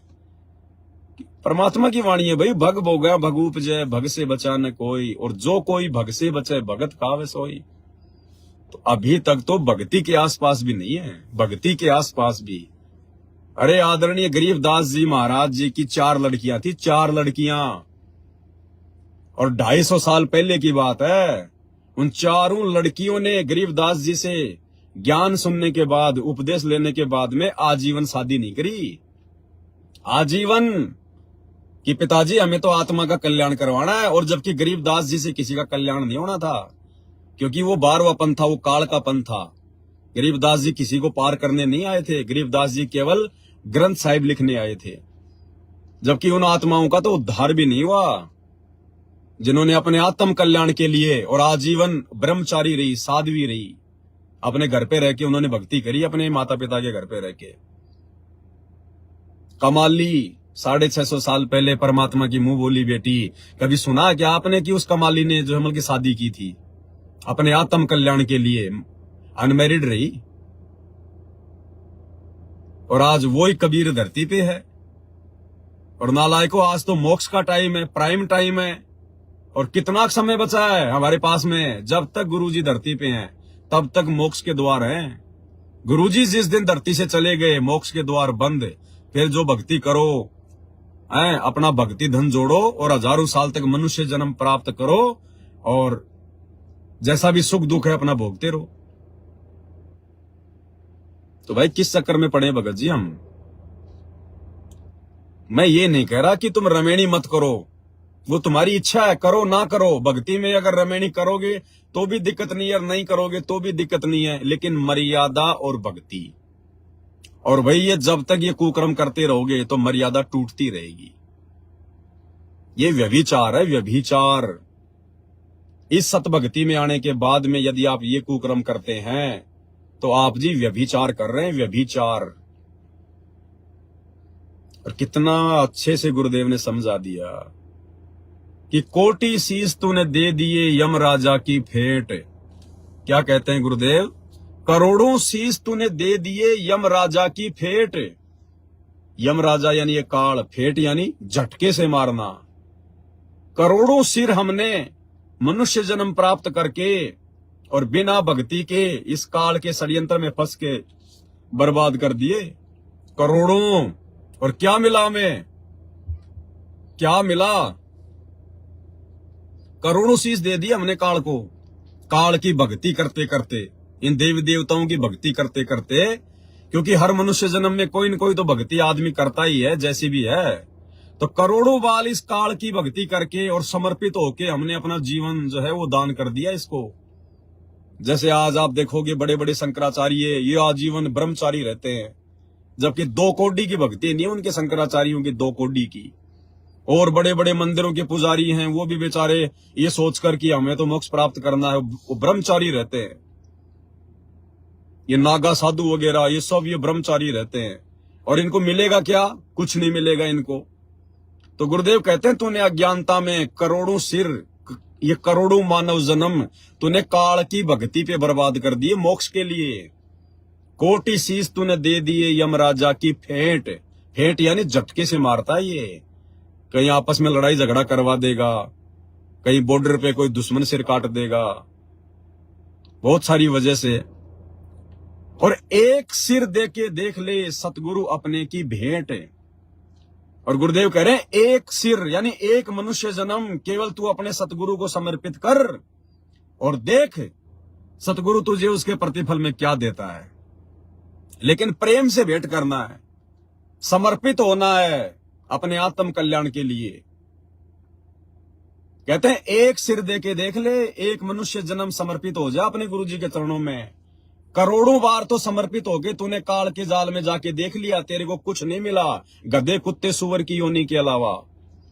और एक सिर अपने सच्चे सतगुरु की भक्ति को देख के देख ले। सिर देने का मतलब क्या है? समर्पित। समर्पित कि मुझे तो मोक्ष ही करवाना है। बाढ़ में गया मैंने असंख्यों बार, सुअर बन के 12-12 बच्चे पैदा किए, कुतिया बन के मैंने 8-8 बच्चे पैदा किए, राजाओं की रानियां बन के मैंने कितने बच्चे पैदा किए, आम मनुष्य जन्म प्राप्त करके मैंने कितने संतानें पैदा कर दी।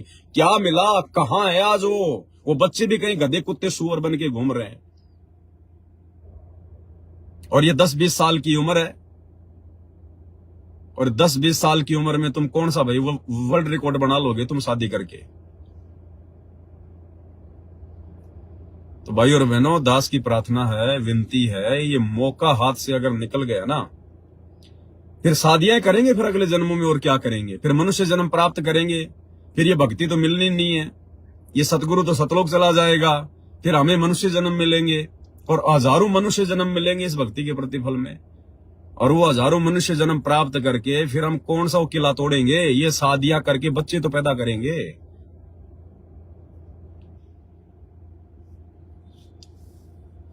तो भाई दास की प्रार्थना है, अगर रमेणी भी करनी है, शादी भी करनी है, तो थोड़ा धैर्य रखो। ये तुम कोई फौज पुलिस की भर्ती में तो लग नहीं रहे रमेणी करके कि भाई तुम्हारी जो उम्र है वो निकल जाएगी, कि उसके बाद फिर हमारा जो है वो ट्रेनिंग नहीं होगी। तो दो 3-4 साल की बात है, सतगुरुदेव भगवान आ जाते हैं। आने के बाद में फिर कोई अच्छा भगत देख के, कोई ढंग का भगत देख के, और फिर मालिक से आज्ञा लेके परमात्मा के सानिध्य में रमेणी करना, ताकि तुम्हारी रमेणी भी सही चले। वर्तमान में परीक्षा का समय है, परीक्षा के समय में तुम आंख बंद करके चल रहे हो, तुम्हें पता है कौन भगत क्या है, किस भगत के मन में क्या चल रहा है। ये 4 दिन का नशा होता है, ये ब्याह शादी रमेणी का। ये 4 दिन बाद में फिर वो नहीं लगेगी फिर अच्छी। अब तो बड़ा उसके ऊपर कोई मोहित हो रहा है, कोई फिदा हो रहा है, और 4 दिन बाद में फिर वो घर की मुर्गी दाल बराबर हो जाती है। दुनिया भर का बोझ आदमी सिर पे ले लेता है। क्या कहते हैं गुरुदेव भगवान, रिंचक सा सुख और दुख पहाड़ समाना। रिंचक यानी थोड़ा सा सुख, और दुख पहाड़ समाना यानी 2 मिनट का वो सेज का सुख, वो पलंग का सुख, 2 मिनट का बेड का सुख, और दुख पहाड़ समाना। और उसके बाद में वो मूर्ख आदमी दुनिया भर की आपत्तियों, पहाड़ जैसा दुख लेके घूमता है पूरी जिंदगी, करके बच्चे पैदा, और फिर उसको स्कूल भेजना, उसकी ड्रेस लाना, और आज उसको ये करना, और फिर उसकी कोचिंग करवाना, और फिर कभी बीमार हो गया, कभी क्या हो गया, फिर उसकी ब्याह शादी की चिंता, फलाना दिखना, कोई उल्टा काम कर दिया तो फिर मुकदमेबाजी। तो परमात्मा कहते हैं रिंचक सा सुख, जरा सा सुख, और दुख फिर पहाड़ समाना।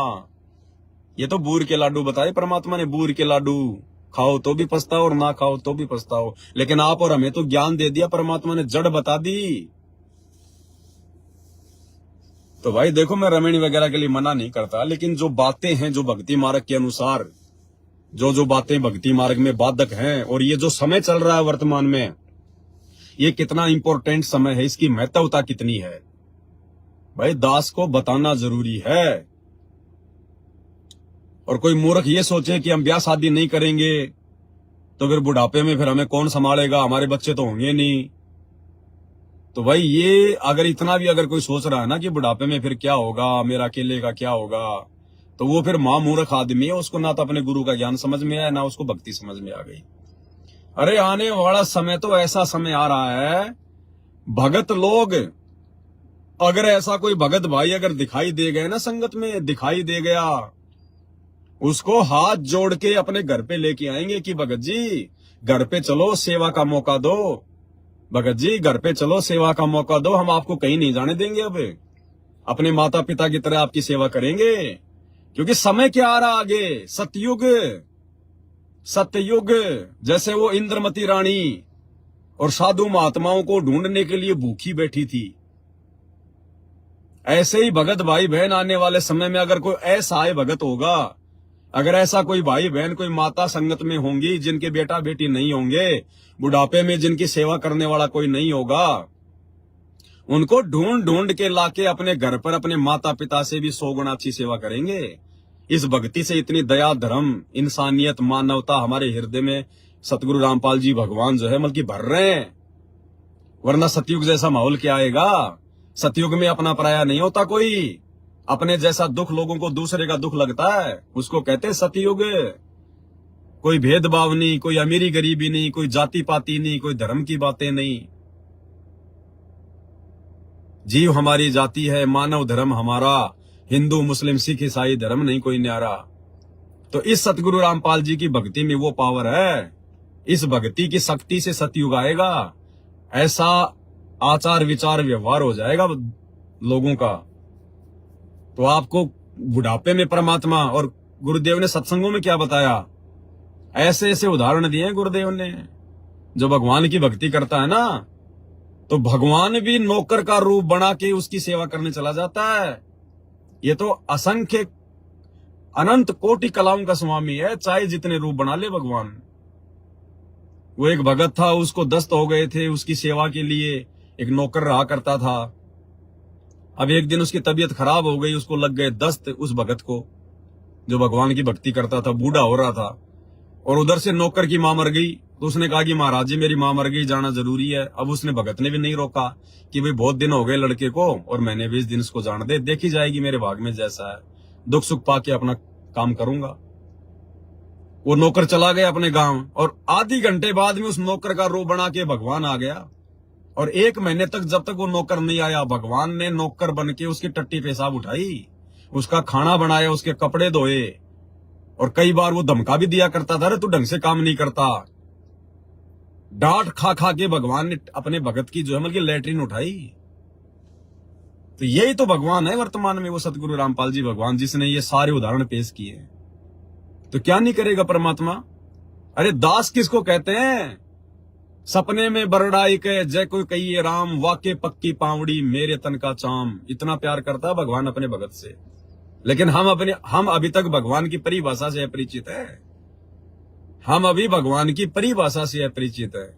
हमने तो भगवान इनको मान लिया जिनके हाथों में 8-8 हथियार हो, जिनके हाथों में तीर कमान हो, भाला हो, कोई त्रिशूल हो, कोई सुदर्शन चक्कर हो। हमने तो इनको भगवान मान रखा है, जो थोड़ा सा कुछ बोल दे उसकी गर्दन उड़ा दे। तो अभी तो हम भगवान की परिभाषा से भी अपरिचित है। भगवान किसे कहते हैं, भगवान वो है जो केवल सुख दे, दुख नाम की चीज ना दे, उसको कहते हैं भगवान। हर प्रकार की वस्तु दे, तो वो भगवान धरती पर सतगुरु रामपाल जी है। इनके ज्ञान से समझ में आएगा, भक्ति विधान से समझ में आएगा। तो भाई और बहनों, आपने वर्तमान में जो धरती पर परमात्मा प्रकट है और जो मोक्ष का समय है, जिस मोक्ष के समय के लिए देवी देवता भी तरसते हैं, ये साधु संत ऋषि महात्मा लाखों हजारों साल जंगलों में गुफाओं में तपस्या करके मर गए, उनको भगवान की छाया के दर्शन नहीं हुए। और आज वो भगवान खुद हमें सतलोक ले जाने के लिए आया हुआ है, और हम गफलत कर रहे हैं। फिर ये भगवान असंख्य जन्म नहीं संभालेगा, फिर जो इस मौके को चूक जाएगा, इस समय को। अरे अगर कोई बहन बेटी अगर इस ज्ञान को समझ के अगर शादी नहीं करना चाहेगी, पहली बात तो ये बताओ, अगर किसी ने अगर जो है वो लड़की के रूप में जन्म ले लिया, तो क्या जरूरी है कि शादी करना उसके लिए कोई जरूरी है? कोई संविधान में लिखा हुआ है क्या कि भारत सरकार आपको जो है बल्कि जेल में डाल देगी अगर आपने लड़की होने के बावजूद अगर आपने शादी नहीं की? तो लड़के शादी क्यों नहीं करते और फिर भी अपने माँ बाप के घर में रहते हैं? तो क्या लड़की अपने माँ बाप के घर में नहीं रह सकती? क्या लड़की को अधिकार नहीं है? क्या कानूनन उसको बराबर का अधिकार है? ये तो हम लोगों ने समाज को बिगाड़ रखा है। ये तो हम सामाजिक लोगों की आध्यात्मिक अज्ञानता के चलते अपनी घटिया सोच है कि लड़की को घर में नहीं रखना चाहिए, जवान लड़की को घर में नहीं रखना चाहिए। अरे वो जवान लड़का जरूर आपकी इज्जत पे दाग लगा देगा, लेकिन वो जवान बेटी कभी माँ बाप की इज्जत पे दाग नहीं लगाती। कोई जरूरी है? अपने माता पिता के पास में रहो, भक्ति करो और परमात्मा प्राप्त करो और निकलो यहां से। जब लड़का आजीवन अनमैरिड रह के माँ बाप के घर में रह सकता है, तो क्या लड़की नहीं रह सकती? क्या ये कॉमन सेंस की बातें हैं। हमने दुनिया देख के नहीं चलनी है, हमने भक्ति मार्ग को देख के चलना, अपने सतगुरु को देख के चलना है। अगर समाज की मर्यादाओं में फंसोगे ना, जिंदगी में भक्ति नहीं कर पाओगे। और आपकी तो अकेली माँ है। अरे बहन जी, आपका तो सोने पे सुहागा है, क्यों चक्कर में पड़ रही हो फालतू में? क्यों बच्चे पैदा करने की मशीन बन रही हो जबरदस्ती? और साथ संगति से इतना ज्ञान लेके, इतना समझ के अपने सतगुरु भगवान को, और फिर विषय वासना में भाग रही हो। आप तो अपनी माँ की सेवा करो, आराम से बढ़िया रहो। बुढ़ापे में उसकी भी भक्ति बनेगी, उसकी भी सेवा होगी, और अपनी भक्ति कर। और शादी करनी है तो भाई गुरुजी के आने के बाद देखना, बाकी आपकी मर्जी है। मैं कोई जबरदस्ती तो शादी वाले दिन आपका हाथ पकड़ के अलग करूंगा नहीं। आपने पूछा इसलिए मैंने बता दिया, इस भक्ति मार्ग के रूल के हिसाब से। तो भाई और बहनों, हर प्रकार से परमात्मा ने समझा रखा है। अब चलो, जिन जिन भाई बहनों की शादी हो चुकी है, चलो उनको तो ज्ञान नहीं था, उनको तो इतनी समझ नहीं थी। उस समय तक हमें इतना ज्ञान नहीं था, इतनी समझ नहीं थी, वरना ये पंगा कोई नहीं पालेगा अगर ज्ञान हो गया तो। ये तो काल का षड्यंत्र है, ये ब्याह शादी वगैरह, ये बच्चे पैदा करना, ये तो काल का षड्यंत्र है।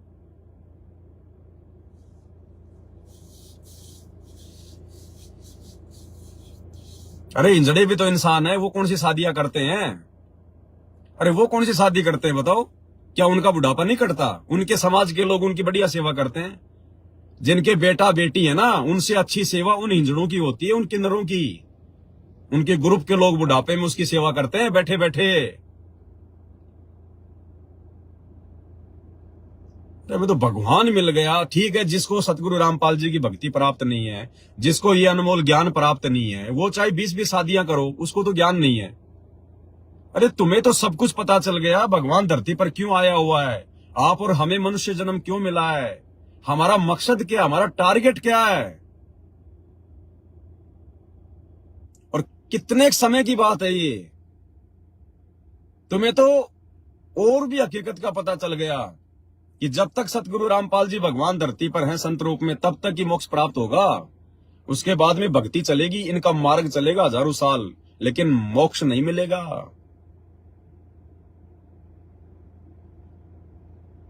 तो भाई बाकी आपकी मर्जी है। और दूसरी बात भाई और बहनों, जिसके संस्कार में जैसा परमात्मा ने लिख रखा है, अगर मान लीजिए किसी की रमेणी होनी है, कब होनी है, किसके साथ होनी है, अगर परमात्मा ने आपके भाग्य में यदि रमेणी लिख रखी है आपके प्रारब्ध में, तो वो होके रहेगी। आप अगर खुद भी किसी लड़के से बात नहीं करोगे तो भी रमेणी होगी। आप ना करना चाहोगी रमेणी, ना करना चाहोगी, और यदि आपके भाग्य में गुरुजी ने लिख रखी है तो होगी। फिर टेंशन किस बात की है? फिर भैया जबरदस्ती करके स्वतंत्र कर्मों के तहत अपने कर्म बिगाड़ सकते हो आप लोग। फिर ये स्वतंत्र कर्म हो जाएंगे। स्वतंत्र कर्म कि बाप तो तुम्हारा जेल में बैठा है और तुम बाहर शादियां कर करके और विषय वासनाओं का सुख भोग रहे हो। तुम बाहर विषय वासनाओं का सुख भोग रहे हो। ये स्वतंत्र कर्म है। फिर यहां पर स्वतंत्र कर्म बता रखा ना गुरुजी ने, स्वतंत्र कर्म काल ने छूट दे रखी है 25% स्वतंत्र कर्म करने की। फिर ये स्वतंत्र कर्म है। अगर गुरुजी से आज्ञा लेकर रमेणी करोगे तो फिर वो स्वतंत्र कर्म नहीं है। और यदि तुम्हारे माता पिता यदि तुम्हारी रमेणी कर रहे हैं, अपनी खुशी से कर रहे हैं, तो फिर वो स्वतंत्र कर्म नहीं है। लेकिन तुम अपने ही गुरु भाई से, जो कि अपने सगे भाई से भी बढ़ के होता है, इतनी मर्यादा होती है गुरु बहन और गुरु भाई में, जो सगे भाई बहन में भी नहीं होती। और तुम अपने गुरु भाई से और कैसे इस प्रकार से अपनी शादी की बात कर सकती हो? मर्यादा कहां है बहन तुम्हारी? मर्यादा तो तुम्हारी तार तार हो चुकी है, तार तार। तुम खुद अपने आप को चाहे समझो मर्यादा में, वो बात अलग है, लेकिन भक्ति मार्ग के हिसाब से तुम्हारी मर्यादा तार तार है। क्या भाई बहन आपस में अपनी शादी की बात करेंगे क्या? जबकि तुम तो गुरु भाई बहन हो, सगे भाई बहन से भी बढ़ के, कहते हैं ना कि मतलब धर्म का भाई बहन होता है, और धर्म के भाई बहन से भी बढ़ के सतगुरु के शिष्य और शिष्या। संत रामपाल जी के भक्तों को आपस में शादी की बातें करने का, रमेणी की बातें करने का अधिकार नहीं है। बाकी अपने कर्म चाहे कितने फोड़ो, वो बात अलग है। परमात्मा किसी का हाथ नहीं पकड़ेगा।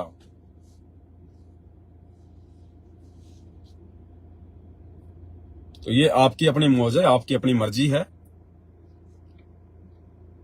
और फिर आप कह रही हो कि मेरी माता जी कह रही है कि मैं तो रिश्तेदारों को बुलाऊंगी,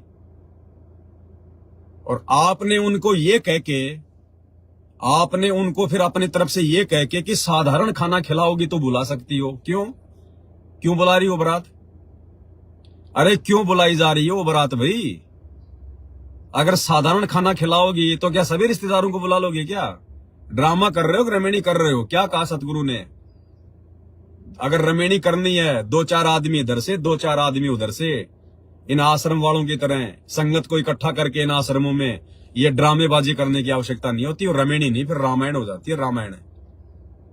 तो ये भी तुम्हारी कमजोरी है, ये कहना कि अगर साधारण खाना खिलाओगी तो रिश्तेदारों को बुला सकती हो। वो तो 100 को इकट्ठा कर लेगी, वो तो अपने 100 रिश्तेदारों को इकट्ठा कर लेगी, फिर तुम क्या करोगी? उसने बुलाया अपने किसी और एक रिश्तेदार को और वो अपने साथ में लेके गाड़ी 4 को और बैठा लाया, तुम उसके धक्के मारोगी? तो ये किसने आज्ञा दे दी आपको बहन जी? आपके गुरुजी के कौन से ज्ञान में लिखा हुआ है कि भीड़ इकट्ठी करो आप? और फिर मुझसे पूछ रही हो कि भगत जी माता जी कह रही है कि नहीं, मैं तो अच्छे से अच्छा खाना खिलाऊंगी और सारे रिश्तेदारों को बुलाऊंगी। और फिर आप मेरे से पूछ रही हो कि भगत जी अब मुझे क्या करना है? क्यों, आपको ज्ञान नहीं है इस बात का? आपको इस बात का ज्ञान नहीं है क्या? पवन दास से यश करवा के मुझे जो है मतलब की बलि का बकरा बनाना चाह रहे हो क्या? क्या आपको नहीं पता कि पवन दास इसके बारे में क्या जवाब देगा? तो ये भी आपकी आध्यात्मिक ज्ञानहीनता है, आपकी नादानी, आपकी कमजोरी है। आप खुद मना नहीं कर सकते अपनी मम्मी को, लेकिन आप मना इसलिए नहीं कर रही क्योंकि आपके मन में शादी के लड्डू फूट रहे। आप विरोध इसलिए नहीं कर पा रही, मना नहीं कर पा रही क्योंकि आपके खुद के मन में शादी के लड्डू फूट रहे हैं। अगर इस समय अगर मम्मी को नाराज कर दिया और कुछ कर दिया तो क्या पता रमेणी होने दे, नहीं होने दे। तो ये आपकी कमजोरी है क्योंकि आपका स्वार्थ बीच में आ गया यहाँ पर। तो बहन जी मैं क्यों कहूंगा कि आप बुलाओ, अच्छा खिलाओ या बुरा खिलाओ? मेरे गुरुदेव भगवान ने तो साफ कह रखा है कि भैया मुश्किल से 2-4 आदमी लड़के वाले और 2-4 आदमी लड़की वाली, इससे ज्यादा ड्रामाबाजी नहीं। अब फिर आप जानो बहन जी, आपकी मम्मी जाने, आपका अपना ज्ञान आधार जाने।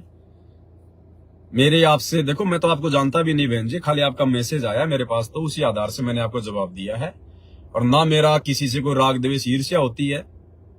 अगर कोई अच्छा करेगा तो अपने आत्म कल्याण के लिए करेगा, बुरा करेगा तो अपने लिए करेगा। मेरा तो बिगड़ने वाला कुछ है नहीं। मुझे तो परमात्मा ने एक मौका दे दिया वीडियो बनाने के लिए, ताकि आप जैसी गलती यदि और भाई बहन संगत में कर रहे हैं तो उनको एक शिक्षा मिल जाए। बाकी तो आपकी मौज है, आपकी मर्जी है। अरे हमें तो काल के लोक में जीवित मरना है, तुम लोग जीवित होकर उठ रहे हो। तुम लोग जीवित होने की सोच रहे हो और परमात्मा कहते हैं जीवित मरना पड़ेगा। अरे कैसी कैसी कथाएं सुनाई गुरुजी ने, कैसी कैसी कथाएं हमें जगाने के लिए कि ना जाने कौन सी चोट इस आत्मा को लग जाए, कौन सी चोट लग जाए इस आत्मा को। अरे भाइयों और बहनों, हम जिस विषय वासना में सुख ढूंढ रहे हैं ना, जिस विषय वासना में हम लोग सुख ढूंढ रहे हैं, संभोग क्रिया में जो सुख ढूंढ रहे हैं, जिस दिन आपको ये ज्ञान होगा ना सतगुरु का, अगर आपकी भक्ति सही प्रकार से चल पड़ेगी, आपको इससे बड़ा कोई दुख दिखाई नहीं देगा, इससे बड़ा कोई दुख दिखाई नहीं देगा।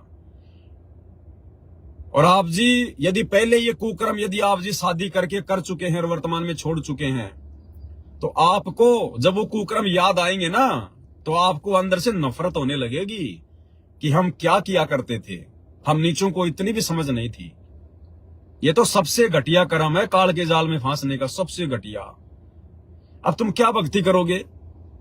हम लोग ब्रह्मा जी का जो जाप है, जो गुरुदेव ने दे रखा हमारे को प्रथम मंत्र में, ब्रह्मा और शांतरी का, हम क्यों जाप करते हैं भाई? हम क्यों फंसे हुए हैं यहाँ पर 21 ब्रह्मांड में? हमारे ऊपर ऋण चढ़ा हुआ इन सब का, ब्रह्मा शांतरी का, गणेश जी का, लक्ष्मी जी का, विष्णु जी का, दुर्गा जी का, शंकर पार्वती का। इन पांचों जो ये प्रधान देवता हैं, जो हमारे शरीर में, हमारी रीढ़ की हड्डी में जो ये कमल रूप में है, हम क्यों फंसे पड़े हैं? क्योंकि इनका हमारे ऊपर ऋण है, ऋण। और ये ऋण कैसे उतरेगा? जब हम इनकी भक्ति करेंगे। भक्ति मतलब हम इनकी साधना करेंगे, हम इनके नाम की वो मजदूरी करेंगे। और मजदूरी हम क्यों कर रहे हैं? इन नाम मंत्रों की जाप करके और ऋण उतारने के लिए। जो कर्जा ब्रह्मा जी का और सावित्री का जो कर्जा हमारे ऊपर जो चढ़ गया है ना, वो कर्जा उतारने के लिए। और उनका कर्जा क्यों चढ़ा?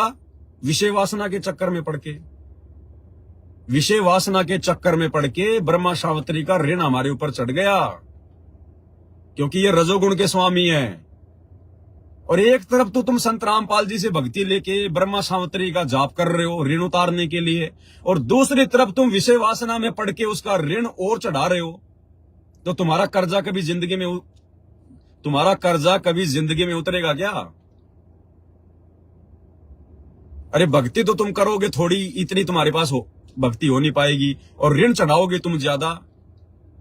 अब कोई आदमी तुम्हारे से 1 लाख रुपए मांगता है और तुम उसके वहां पे मल्कि मजदूर लगे हुए हो, और रोजाना वो तुम्हें 500 रुपए देता है कि भैया जब तक रोजाना मजदूरी करके 500 रुपए करके मेरा 1 लाख नहीं चुका दोगे मैं तुम्हें छोड़ने वाला नहीं। और तुम उसके वहां पे मजदूरी कर रहे हो और वो तुम्हें रोजाना 500 रुपए जो बल्कि माइनस कर रहा है कि ठीक है भाई तेरे 500 आ गए, तेरे 500 आ गए, और 1000 रुपए तुम उससे और उधार ले रहे हो। रोजाना 500 की तो तुम मजदूरी कर रहे हो और 1000 रुपए तुम उसी से उधार ले रहे हो, और ये सोच रहे हो कि मेरा कर्जा उतर जाएगा। जिंदगी में नहीं उतरेगा, उसी के ऋणी बन के मजदूर बन के रहोगे। तो एक तरफ तो हम लोग अपना वो पिछला जो कर्जा है, विषय वासनाओं में पड़ के हमने जो कर्जा जो इसका रजोगुण के स्वामी ब्रह्मा सावित्री का हमने जो अपने ऊपर जो है वो चढ़ा लिया है। एक तरफ तो हम ओम नाम का जाप करके जो हमें दिया है जो गुरुदेव भगवान ने, हम उसका वो ऋण उतार रहे हैं, और दूसरी तरफ हम लोग विषय वासना के चक्कर में पड़ के वही संभोग क्रिया करके और उसका हजारों की संख्या में हम उसका ऋण अपने ऊपर चढ़ा रहे हैं। कैसे बाहर निकलोगे? हम तो त्रिकुटी तक भी नहीं जा पाएंगे। तो ये कॉमन सेंस की बातें हैं। तुम भक्ति भी कर रहे हो और तुम अपना जो है मतलब एक तरफ तो कह रहे हो कि हम इनका वो कर्जा उतार रहे हैं, और दूसरी तरफ आप इनका कर्जा और चढ़ा रहे हो। तो कैसे कर्जा उतरेगा भाई? कर्जा उसका उतरेगा जो आगे से कोई ऋण ना ले, और पिछला धीरे धीरे मेहनत मजदूरी करके उतारेगा। तो भाई भक्तों, कॉमन सेंस का भी प्रयोग करो। कॉमन सेंस का हमें जीवित मरना पड़ेगा इस काल की तरफ से। ये काल हमें उस समय तक नहीं छोड़ेगा जब तक हम इसकी किसी भी सुविधा का फायदा उठाएंगे अपनी मौज मस्ती के लिए। और ये ब्याह शादी होती है ना, कोई देश के लिए कोई बहुत बड़ा महान कोई महापुरुष पैदा करने के लिए शादियां नहीं करता है, ध्यान रख लेना। कोई देश के लिए कोई नागरिक पैदा करने के लिए शादियां नहीं करता है, सिर्फ मौज मस्ती के लिए शादियां होती है। और मौज मस्ती में फिर वो बच्चे पैदा हो जाते हैं, उनमें आगे चल के चाहे कोई महापुरुष बन जाओ और चाहे कोई चोर गुंडा बन जाओ, वो बात अलग है। बाकी शादी कोई भी आदमी ये सोच के नहीं करता कि मैं देश के लिए बहुत अच्छा जो मैं कि प्रधानमंत्री पैदा करूंगा, मैं बहुत अच्छा कोई नेक नागरिक जो है मैं वो पैदा करूंगा। कोई नहीं करता नेक नागरिक पैदा करने के लिए शादियां, सब अपने मनोरंजन के लिए करते हैं। वो तो पैदा हो जाते हैं, फिर जिसका जैसा भाग्य है, भाई किसी ने चोर बनना या किसी ने कोई मंत्री बनना, वो फिर आगे बढ़ता हो। तो हम तो अभी आनंद ले रहे हैं इस काल के लोक में, और जब तक हम आनंद लेंगे तब तक काल हमें छोड़ेगा कैसे? क्या कथा सुनाई गुरुजी ने? एक तोते की कथा सुनाई। एक सेठ और सेठानी थी, एक परिवार था, और एक तोता पकड़ के ले आए वो कहीं से और पिंजरे में डाल दिया। अब उनको बड़ा आनंद आया, हमारे घर पे तोता, बोल मिठू मियाँ मियाँ बोल, बोल प्यूं प्यूं बोल, उससे खेले। कई दिन हो गए, तोता भी बड़ा दुखी हो गया, परेशान हो गया, क्या करें क्या ना करें, इस जेल से छूटें कैसे? क्योंकि तोता तो स्वतंत्र घूमने वाला प्राणी है ना, जिस प्रकार ये आत्मा इस शरीर में आके फंस गई काल के लोक में, जबकि आत्मा तो स्वतंत्र घूमने वाली जो है बल्कि वो है वहां पे सतलोक में। तो एक दिन तोते ने कहा, जब वो सेठ जी अपने गुरुजी का सत्संग सुनने के लिए जा रहा था, वो जो सेठ था वो सत्संगी था, तो तोते ने दिमाग लगाया एक दिन, और तोते ने कहा कि सेठ जी, बोले हाँ जी, बोले सत्संग में जा रहे हो? बोले हाँ। बोले हमारा भी एक छोटा सा काम कर दोगे? बोलो भाई, आप अपने गुरुजी से मेरी एक प्रार्थना लगा देना, एक मेरी अरदास लगा देना। हाँ भाई, क्या अरदास लगाऊं? अपने गुरुजी से ये पूछ के आना कि गुरुजी मेरे घर पर जो तोता है उसकी मुक्ति कैसे होगी, वो पिंजरे से बाहर कैसे निकल सकता है, उसकी मुक्ति कैसे होगी? तो सेठ ने कहा कि ये तो कोई बड़ी बात नहीं, मैं पूछ के आ जाऊंगा, क्या दिक्कत है इसमें? तो सेठ जी गया, सत्संग सुना। आते समय उसने तोते की प्रार्थना अपने गुरुजी से एकांत में रख दी। कहा कि गुरुजी ऐसे ऐसे मेरे घर पे तोता है। उसने ये सवाल किया कि गुरुजी से पूछना कि मेरी मुक्ति कैसे होगी? अब सेठ जी ने जैसे सवाल किया, गुरुजी धड़ाम से जमीन पे गिरे। एकदम बेहोश हो गए, यूं ना हिले ना डुले, जैसे मर गया। अब सेठ जी तो बिल्कुल हक्का बक्का हो गया कि यार मैंने तो क्या कर दिया, कहीं मेरा नाम ना लग जाए, क्या पता इसको हार्ट अटैक आ गया, क्या आ गया, कहीं मैं ना फंस जाऊं। सेठ तो वहां से भाग लिया, घर पे आ गया।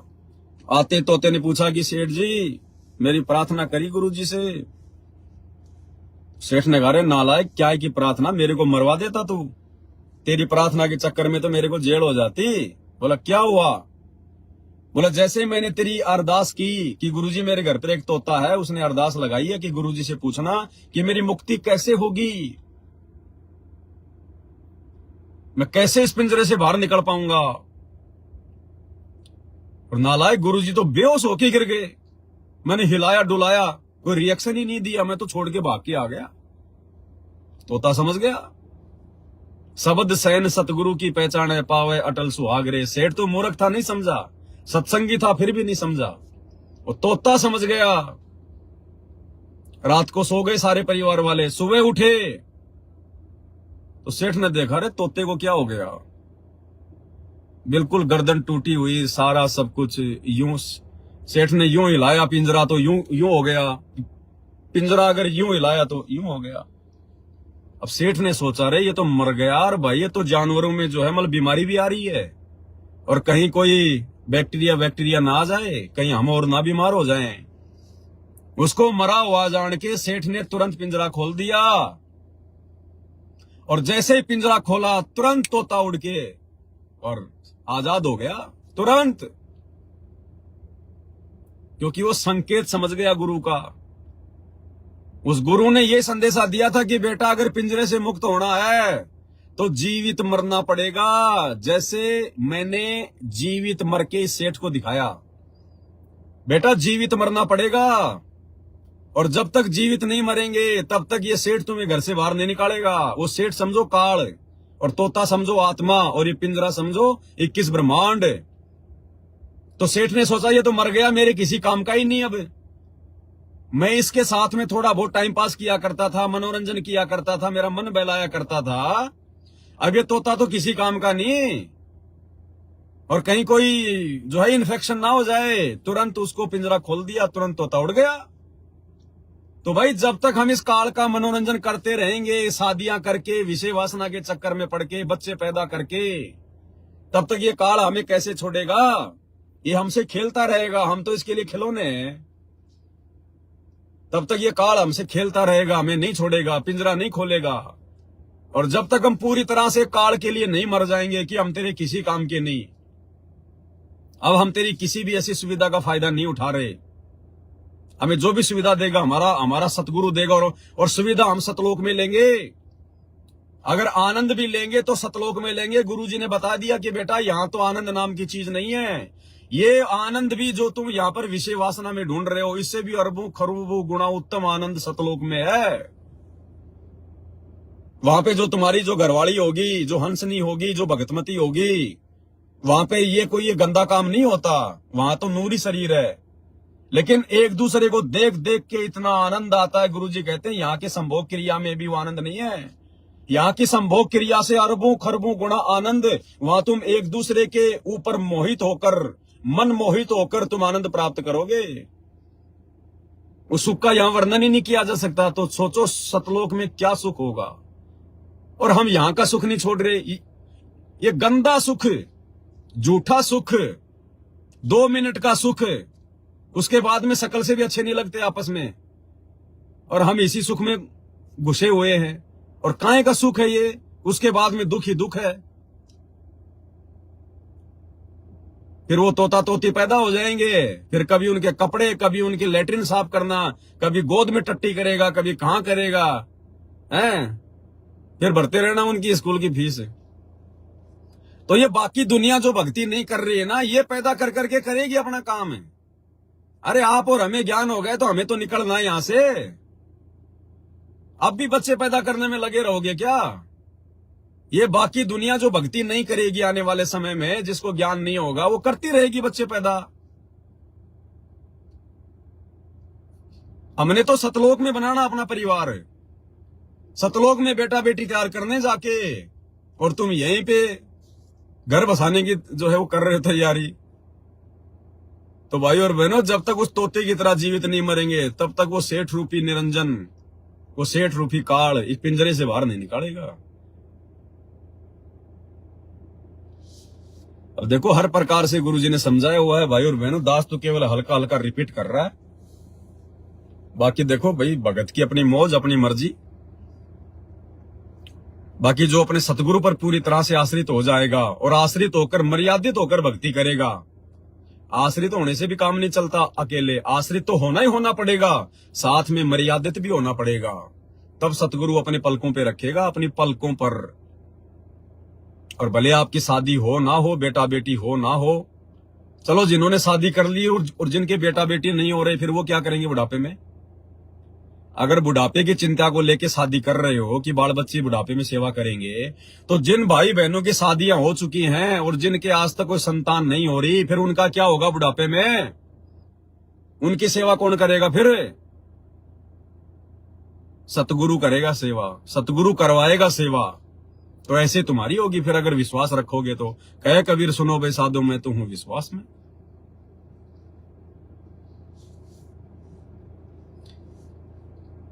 बहुत सारी बातें भाई और बहनों। अब क्या, अब देखो दास कोई फालतू की बातें तो करता नहीं है, ना कोई दो पैसे यूट्यूब फेसबुक से कमाने के लिए दास लाइव आता है। ये तो हराम की कमाई है, हम तो सपने में भी नहीं सोच सकते यूट्यूब फेसबुक की कमाई। और ना हमारे पास में इतना फालतू समय है। यहाँ तो एक एक श्वास की कीमत बता रखी है गुरुजी ने। कहता हूं कहीं जात हूं, कहूं बजाकर ढोल, श्वास जो खाली जात है 3 लोग का मोल। और ये दास बार बार लाइव नहीं आना चाहता, मेरी अंदर से इच्छा नहीं होती लाइव आने की, लेकिन जब परमात्मा की तरफ से ज्यादा ही जब के दबाव आता है तब दास लाइव आता है। क्योंकि मैं नहीं चाहता कि बार बार मेरे वीडियो देख के आप लोग भी अपना समय खराब करो। और मैं डरता हूं कि कहीं परमात्मा मेरे वीडियो ज्यादा देखने से या मेरी जो है कहीं कोई भगत जो है मतलब उनका कोई समय बर्बाद ना हो जाए। नहीं, इस दास के पास तो इतने टॉपिक हैं, इतने सब्जेक्ट हैं, दिन में अगर 20 बार लाइव आऊं तो भी थोड़ा है, लेकिन परमात्मा से थोड़ा भय है, डर है। मैं कोई पब्लिसिटी के लिए, कोई अपने नाम प्रचार के लिए, मैंने कोई चुनाव थोड़ी लड़ना है कि मैंने कोई वोट बैंक कोई तैयार करना है। ये दुनिया तो अपने स्वार्थ के लिए करती है, सोशल सेवा वगैरह जो भी होती है, अपने फायदे के लिए, अपने स्वार्थ के लिए, अपनी पब्लिसिटी के लिए, जान पहचान के लिए। हम तो जान पहचान मिटाने में लगे हुए हैं, हमें जान पहचान बनानी नहीं है यहाँ पर। हमने तो 21 ब्रह्मांड से अपनी आइडेंटिटी समाप्त करनी है। परमात्मा ने बता दिया, बेटा आज तो ये मनुष्य जन्म प्राप्त करके तू अपनी आइडेंटिटी बना लेगा। आज तो तू अपनी पहचान बना ले, और कल को जब गधा कुत्ता सुअर बन के घूमेगा तब कौन जानेगा तेरे को। तो हमने तो अपनी आइडेंटिटी समाप्त करनी है मेरे भाई। हमने तो सतलोक चलना है। ये लास्ट एंड फाइनल हमारा ये मनुष्य जन्म है, लास्ट एंड फाइनल। और जिसने बढ़ाना है भाई वो करो फिर अपनी आइडेंटिटी।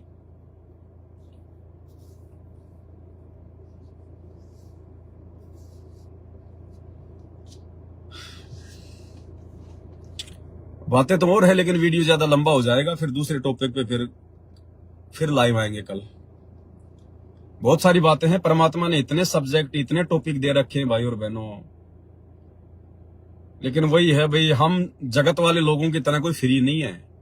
अब जगत वाले तो वीडियो बना सकते हैं ज्यादा, उनको ना कोई 3 समय की आरती करनी है, ना कोई मंत्र जाप करना है, ना उनको कोई अपना यज्ञ करना है, ना उनकी कोई मर्यादा है, ना कोई नियम है। उनको तो केवल पैसा है, पैसा दिखता है, तो उनका तो सारा दिन इसी में चलता है। अब आप और हमें तो परमात्मा ने और भी जिम्मेदारियां दे रखी है, भक्ति भी दे रखी है। तो ये बीच बीच में दास लाइव आके संगत में थोड़ी बहुत जो गलत फहमियां जो पैदा हो जाती है ना काल प्रेरणा से, ये सभी भाई बहनों को सावधान करने के लिए दास को लाइव आना पड़ता है, बताना पड़ता है। क्योंकि दास परमात्मा का दोषी नहीं बनना चाहता। कल को गुरुजी कह देंगे बेटा इस ज्ञान का आप लोगों के अलावा किसी और को तो पता था ही नहीं, और तुम भी अगर अपने भाई बहनों को नहीं समझाते तो फिर कौन समझाता। तो दास तो केवल अपना शिष्य धर्म निभा रहा है। बाकी मुझे ना तो आप लोगों से कोई स्वार्थ है और ना कुछ और है, लेकिन बताना जरूरी है भाई कल को फिर क्योंकि परमात्मा किसी का दोषी नहीं बनता। जब धर्मराज के दरबार में जब जीव जाता है तो वहां परमात्मा को ये उलाना नहीं दे सकता कि परमात्मा मेरे को किसी ने बताया ही नहीं, मेरे तक ये जानकारी नहीं आई।